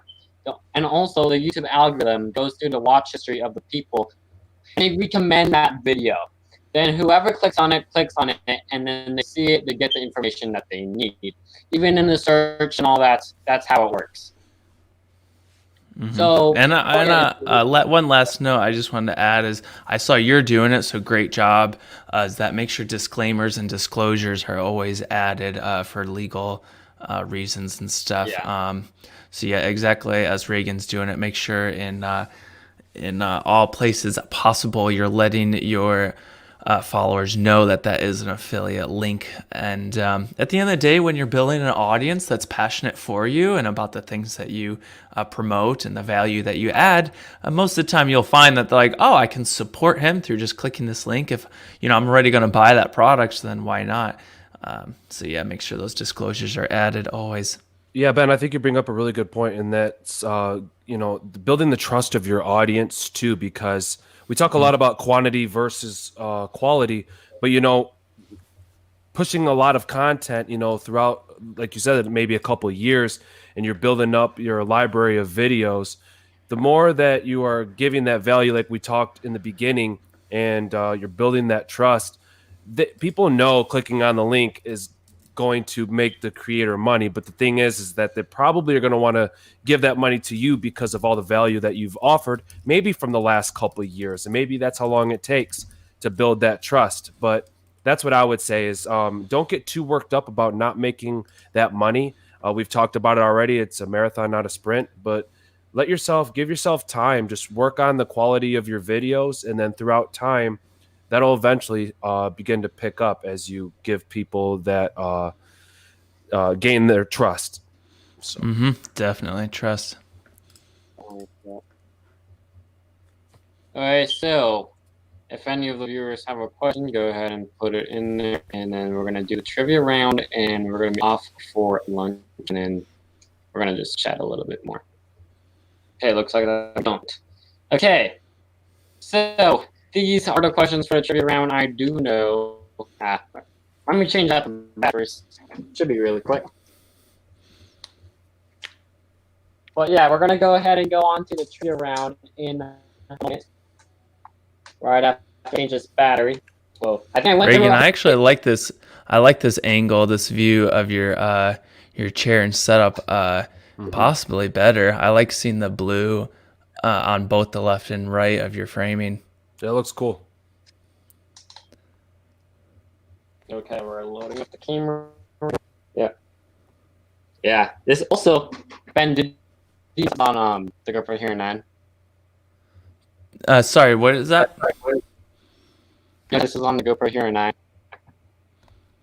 Yeah, it's GoPro Hero 9. It looks nice. Yeah. Right there. Yeah. Yeah, it's GoPro pretty good, Hero. man. It's good.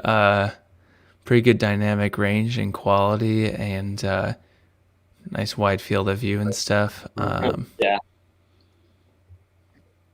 It was like Yeah, a I whole like lot. this one. Okay, so for the trivia, this is going to be question number 1. What is the best tech you've ever seen? hmm That's The question. best tech you've ever seen? Yes. Wow. I mean, man, I'm really into FPV drones right now. I think that's insane tech that people are just starting to. I think it's just on the beginning of that, even though it's been around for many years. But FPV drones are crazy fast. You can mount some really cool action cams on there, get buttery smooth footage. And so FPV drones are just a ton of fun to fly. You put on those goggles and it feels like you're sitting in the cockpit, just like a pod racer.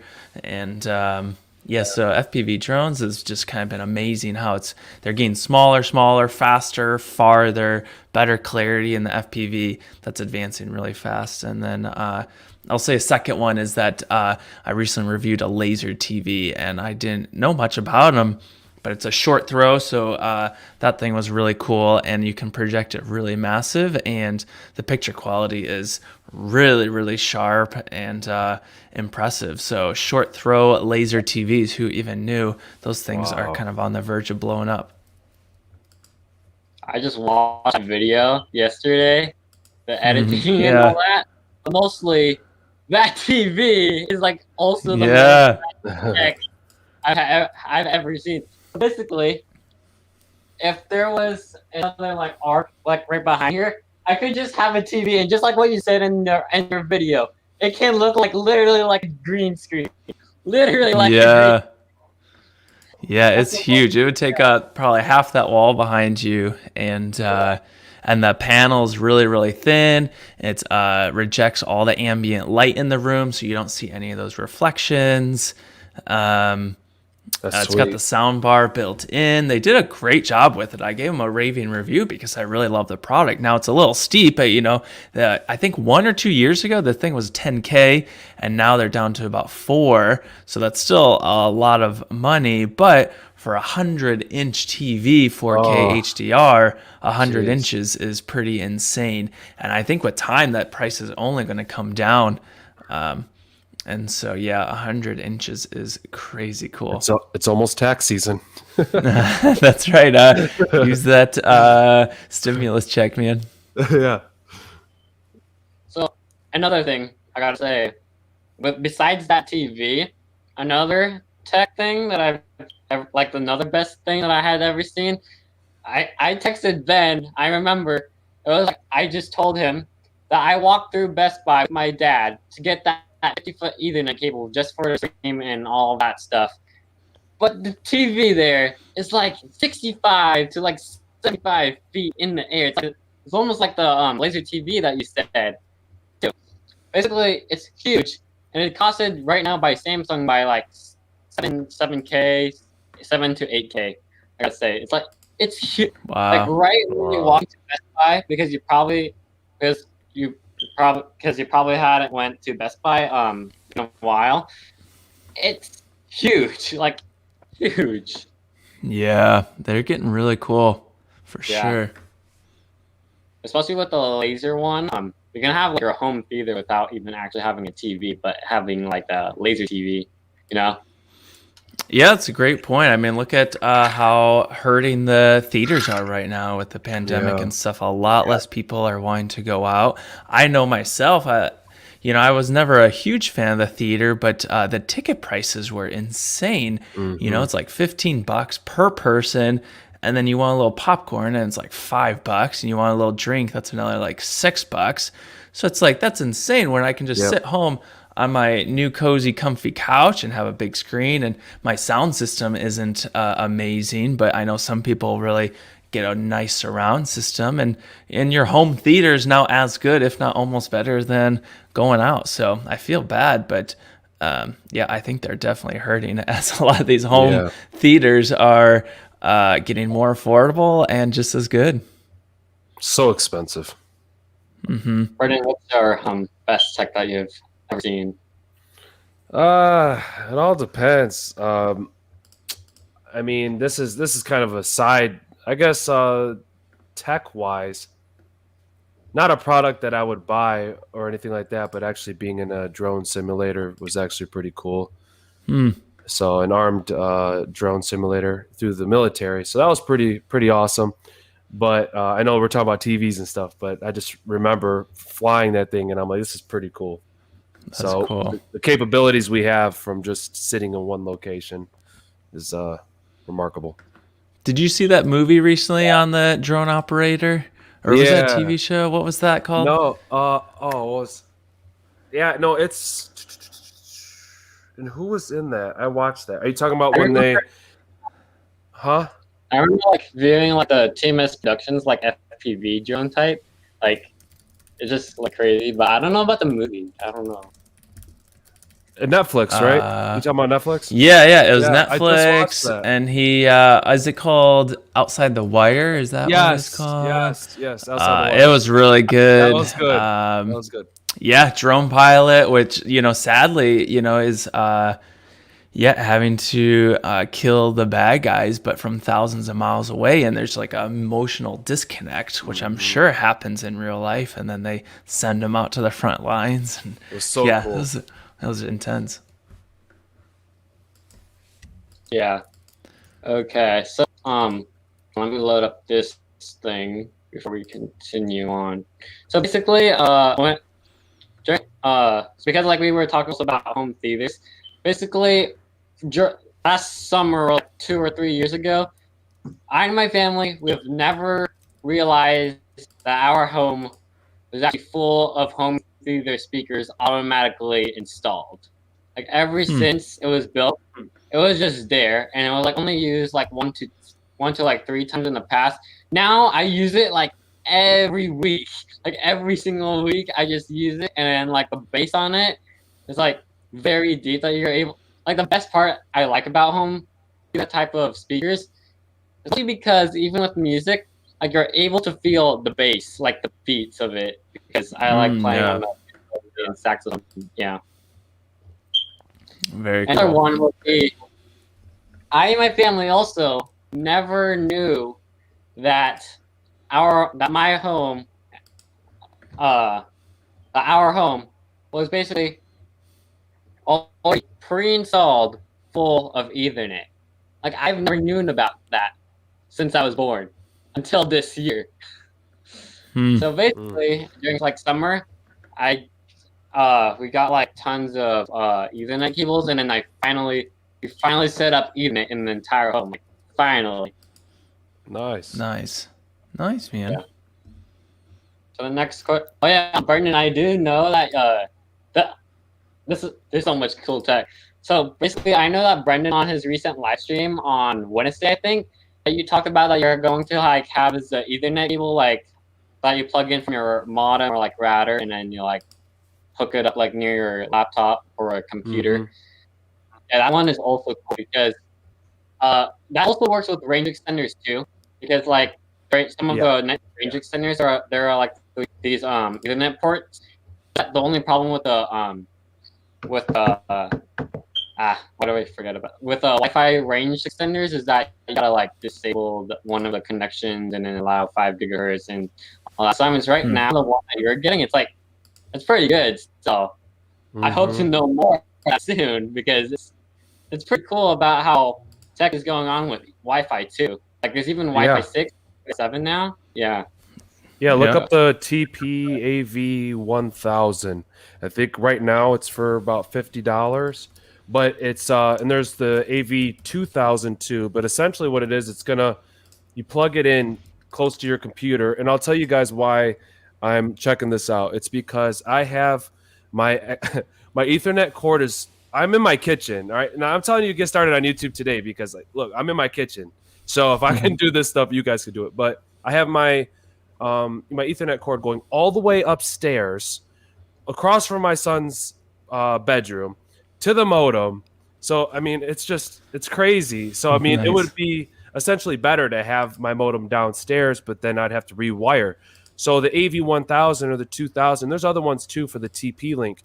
But what you do is you can just plug it in close to your computer, and it'll run through the wires from your house and hooking up to your modem. So you don't pretty much, rather than doing say a Wi-Fi extension, it's still connecting through your house. Now, I've watched videos, I've seen reviews, I've seen mixed. It looks very mixed. Some people are saying that, man, my connections are way slower. Some people are like, man, this is exactly what I needed. My connections are faster. So it really seems 50-50.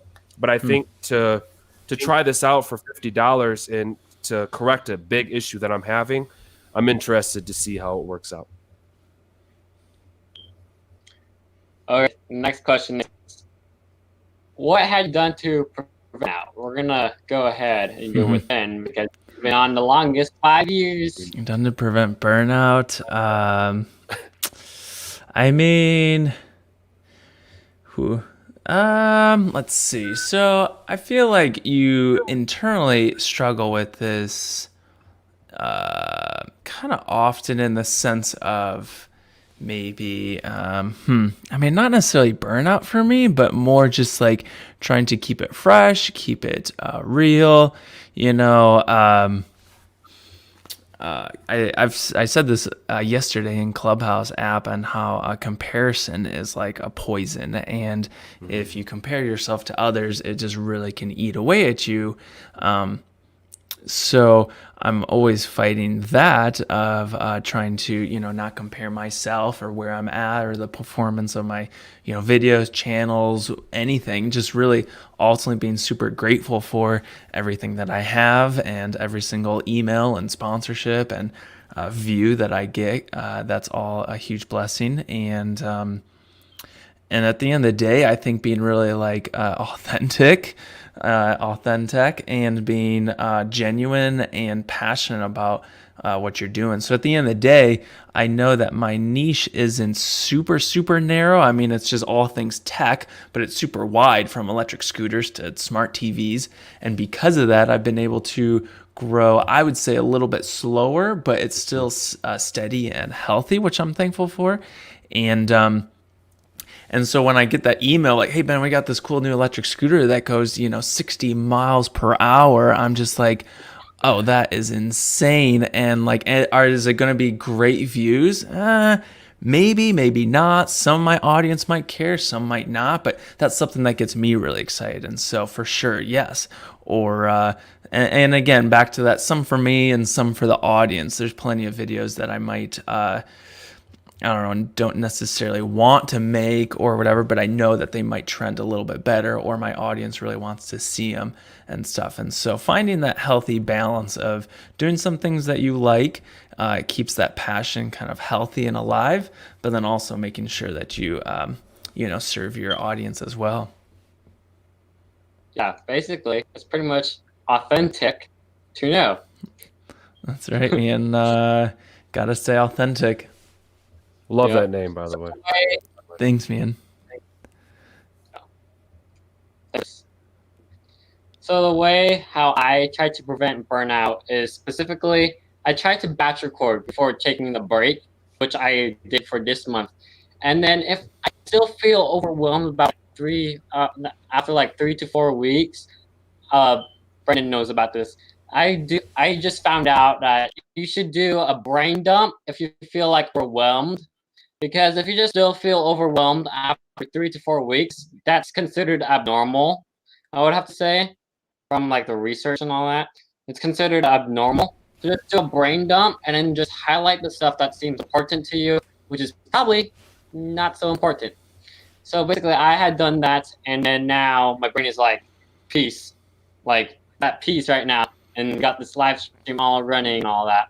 And then another way that I also try to prevent burnout is literally just try and get outdoors, because especially with filmmaking, like getting outdoors, people might say, that's true. they might be like, it's so boring to be outside. You just sunlight, you just see some dogs. Like, no. Like, the answer is no. It's not true. There's tons of views that you go to. There's trails that you've probably never been to. There's a whole lot of things that's probably they're not have tried yet.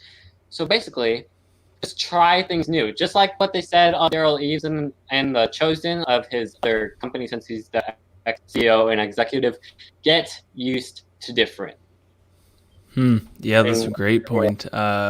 I know for myself, oh, sorry, I'll let you go, Brandon, in a second, is that, yeah, just changing scenery, getting out is huge. And, sometimes I'll be shooting here in the studio or around, excuse me, nearby. And then every once in a while, if I go a little bit farther into a more unique scenery or destinations, it really kind of spices things up and kind of gets more of those creative juices flowing and stuff. And definitely, fresh air and sunshine is huge. I agree. Go ahead. Yeah, and I would say it's one thing to try to prevent burnout, but what happens when it happens? So, and I would say give yourself that break, like we're talking about. Don't worry, like, oh man, you have to post every week. No, take that break. Now, is a long break a good idea? When maybe not for your channel growth, but YouTube actually did an experiment on this, and most of the channels that actually took those couple weeks off actually found better growth than the channels that were posting a lot more. So coming back and being fresh and clearing your mind, like they're saying, going outside and all those things, absolutely important. And I would say try not to spread yourself too thin. If you try to be everywhere, if you try to reach everyone, you're probably going to reach no one. So if you try to be on Facebook and Twitter and Instagram and all these places, and you have multiple channels, I can't even like process that. Like that sounds like way too much. Only you know how much you can handle, but just be aware that, if you're trying to post every single day, burnout is probably going to come a lot faster. But the more that you are prepping before you hit record, the better chance that you're going to have to prevent burnout. Yeah, that's good. Yeah. Okay, so the next question on here is, why did you start YouTube? And with a bonus question, why should you not think about the sub count? So I started YouTube just because I handled the camera since I was basically born, mainly. So I'm even my parents were like, let's take a photo, even though it's like in and out that we always go to. And I'm like, why are we taking a photo? Like, video is better. So then with that phrase, video is better, I took that to the next level. Just like today with these quality videos, quality over quantity, and all of that. Basically, I actually got started. And before I had started in October, I basically I'm about to go to high school. I should just really try and make this a business. I've tried several times. I remember trying in 2016, like dozens of times, and still watching Sean Cannell since then. Basically, I just kept on trying. So never give up and be patient when you're going to go ahead and start on YouTube. And why should you not think about the sub count? Because it's a number, just like what I say. I don't really focus on my grade, because even though my grade is good, but I don't really focus on it, because the grade does not define who you are. What defines you is your personality and how you do it.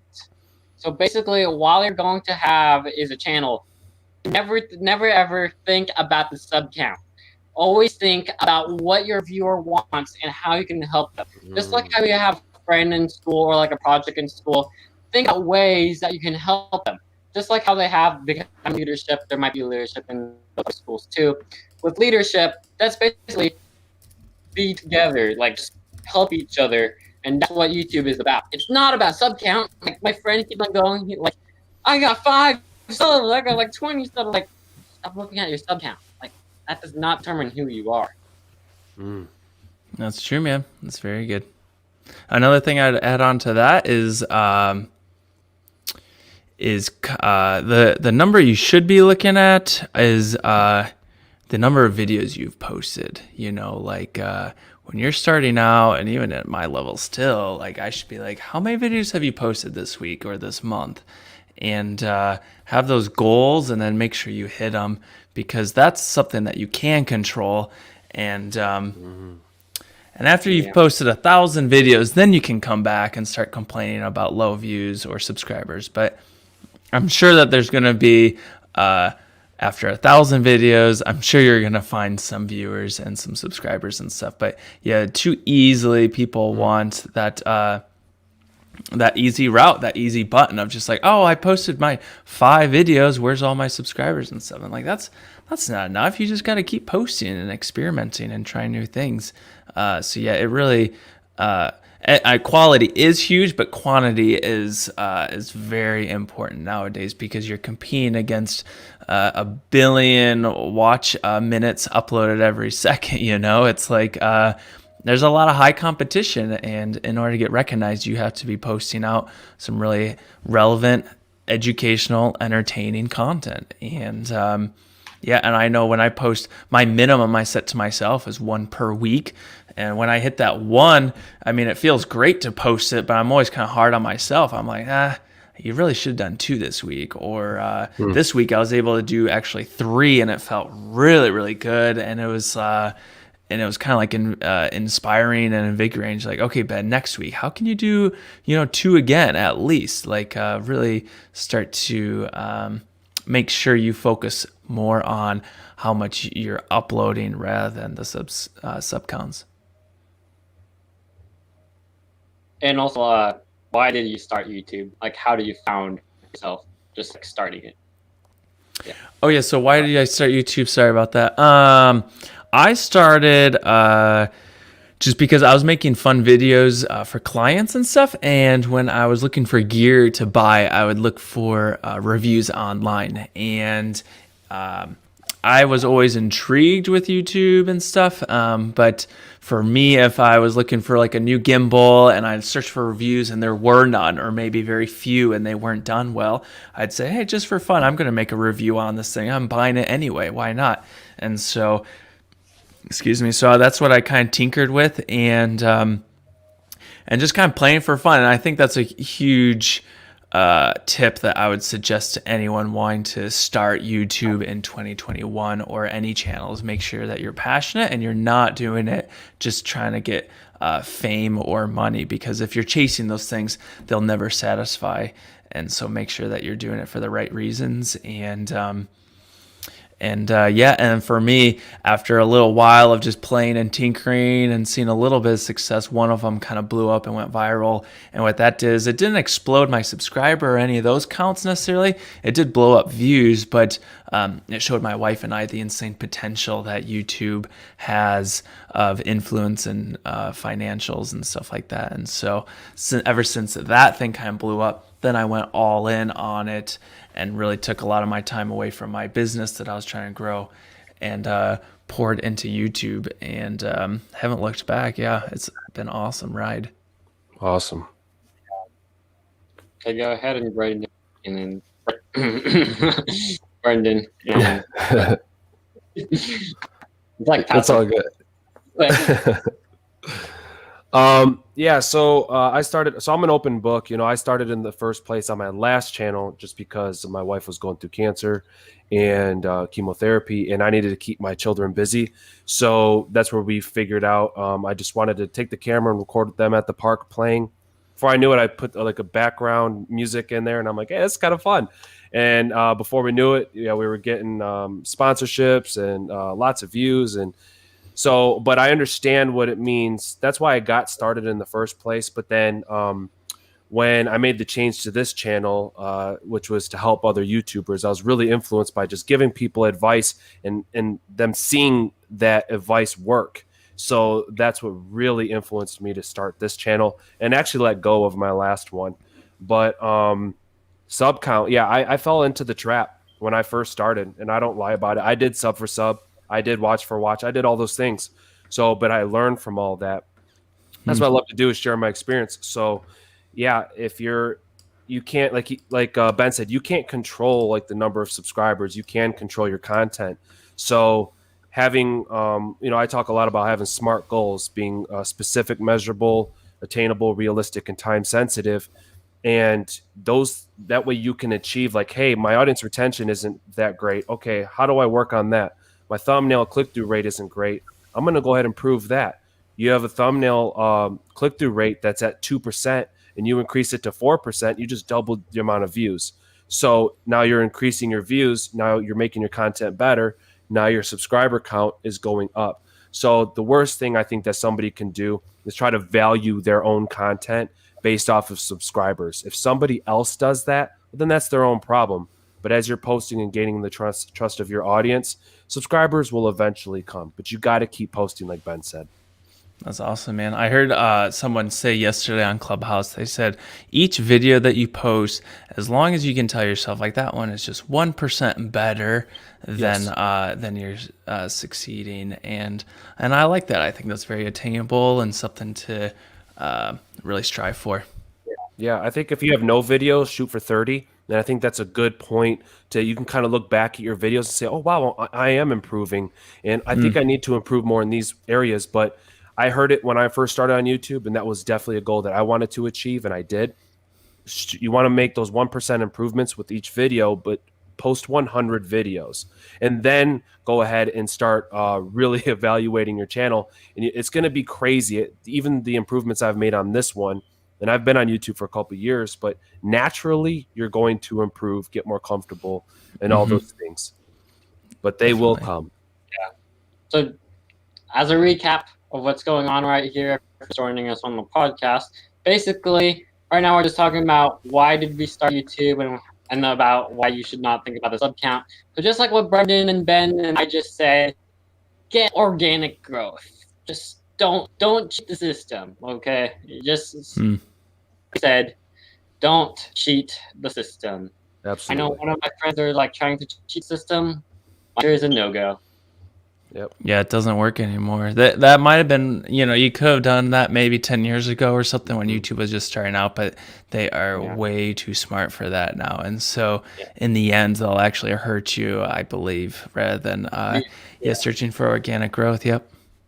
And like YouTube also added that feature that detects bots and all that stuff, bank accounts. Yeah, they're advancing it. So don't try and go and don't try and sneakily just cheat on YouTube. Like, actually learn and grow. If you don't learn and grow and you're like, hey, this is funny, like, no, it's as a business. It's just like everything else. Yeah. If you do sub for sub, you're bringing in a whole new audience of people who don't care about your content. They don't care. So work on your keyword research and let YouTube do the work for you by getting the right audience. Yeah, just like when I started, I was like, how can I just advance into a business? And like, I'm just like, through October, through Channel Jumpstart, all that, Facebook groups that help you and help you learn. I've learned a whole lot. Ben, have you got the YouTube formula book yet from Derral? Not yet. No, I need to. Yeah, because I just got it. No, I just said the wrong thing. No, so I just pre-ordered it, just like Brendan had done. So that will be linked in the actual video description. I'm gonna just look at it. But Derral is, I know that he's updated, and then I learned a whole lot through that 1 month. I know my brother's in that course through channeljumpstart.com or Jumpstart 30 days or something like that. I know that Derral is doing that. Through that free course, you're gonna learn more than 12 things. More than that. I didn't even know that I would take notes like a college essay. Like, I just took notes almost every single day, like each and every week, just learning with a random accountability partner, with Tech with Brett and all that. While I'm going through that, there's 55 pages full of notes that I have, and I still have a whole lot right now, because we still got to keep on updating, because if you don't update yourself on YouTube, then how can you continue on going further? You got to update yourself. But after you learn what's going on in the past, and then you're in the present history of today, like every second right now is history. Basically, just on YouTube. And once you're updated, you're updated. You're set to go. Even if you're starting your channel, even if you're trying to improve it, just learn how YouTube works and take notes. If you don't take notes, that's how often John Cannell and all YouTube experts are saying, if you don't take notes and remember those notes and learn them and apply them to your videos, like Brendan's recent video, you have to apply them, you have to learn them, you have to do all you can. If not, then you don't really succeed and you're mostly going to go down. Also, just like right now, we're helping each other right here. I'm helping Brendan with his channel. I'm helping Ben with his channel. They're all both helping me with growing and all that. I know this is a little bit off topic from the channel, but it's my birthday today, as you know. Basically, we can just talk about this because I wanted ever since I was born. Like, I was just curious, just watching a Minecraft video, and I'm like, how did they do that? So then I just kept on posting nonstop since I was born. I'm like, here we are today. This is what's going on. That's awesome, man. Happy birthday. Happy birthday. Thank you. Yeah. I think Ben was going to sing us a song, right? Oh, no way. You don't want that. You don't want that. Next question on the trivia. Best food you've ever ate? Best food. Oh, man. Oh, then you make me... Okay, all right. I love Thai food. I love Thai food. And then when I was actually in Amsterdam, I ate Thai food there, and it was absolutely amazing. I was stationed in Germany, so I was able to travel a lot of places. And yeah, I don't know. I'd have to say Thai food. Or actually, right outside of Detroit, Michigan, there was a Thai food place there, and I actually ate this one food called goi simi, and I loved that. That's probably one of my favorite dishes of all time. So, yeah, I would have to say Thai food. Thai food, nice. Yep. For me, living in San Diego, they had the best Mexican food, and I think that's the best that we've ever had. Is the Cali burrito. Is carne asada. They put some French fries in there, guacamole, just all the best stuff in there. So, yeah, Cali burrito is the best. Nice. We're gonna do a round. So basically, right now, my favorite food is just like what Ben said. Basically, I like Mexican food too. I like burritos. I go to like this store that's like Oro Market. That's El Super. I get a couple of burritos, and I just eat all of them. Okay, next question. Let's go. Is if you were in the past and the vibe's not there, where would you travel to, or where would your family travel to? So my answer would be probably towards I've never went there, or at least towards Whistler. My answer would be when I traveled Europe, my biggest regret was not going to Rome. And then 2 was not going to England because I really like Harry Potter. So I really wish I could have seen that whole setup out there in London. So Go ahead, that's cool. Ben. And sorry, I think I was confused with the question. It was like where I've traveled to, somewhere I kind of regretted not visiting. Let's go ahead and see if we pull it up. Come on. There we go.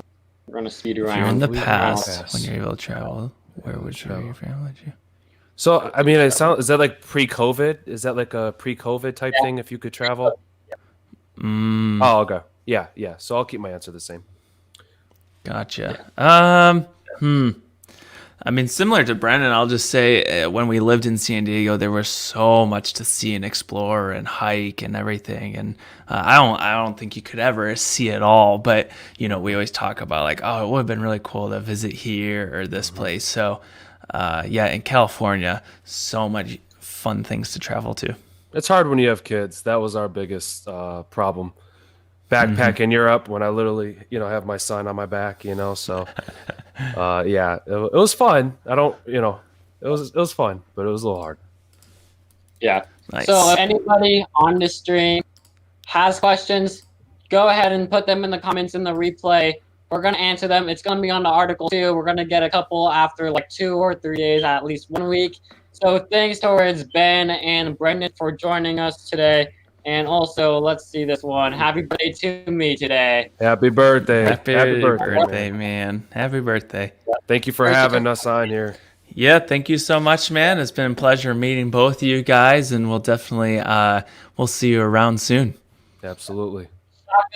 And mahalo. And make sure you like this replay of this podcast because we got Ben, Brendan. I'll have them linked down in the description down below. And also read the article and take notes if you forgot about this. This is going to go through the process, and we got to go for lunch. Shaka and mahalo. We'll see you next time. Peace. Yeah. And we'll end the stream right here. See ya.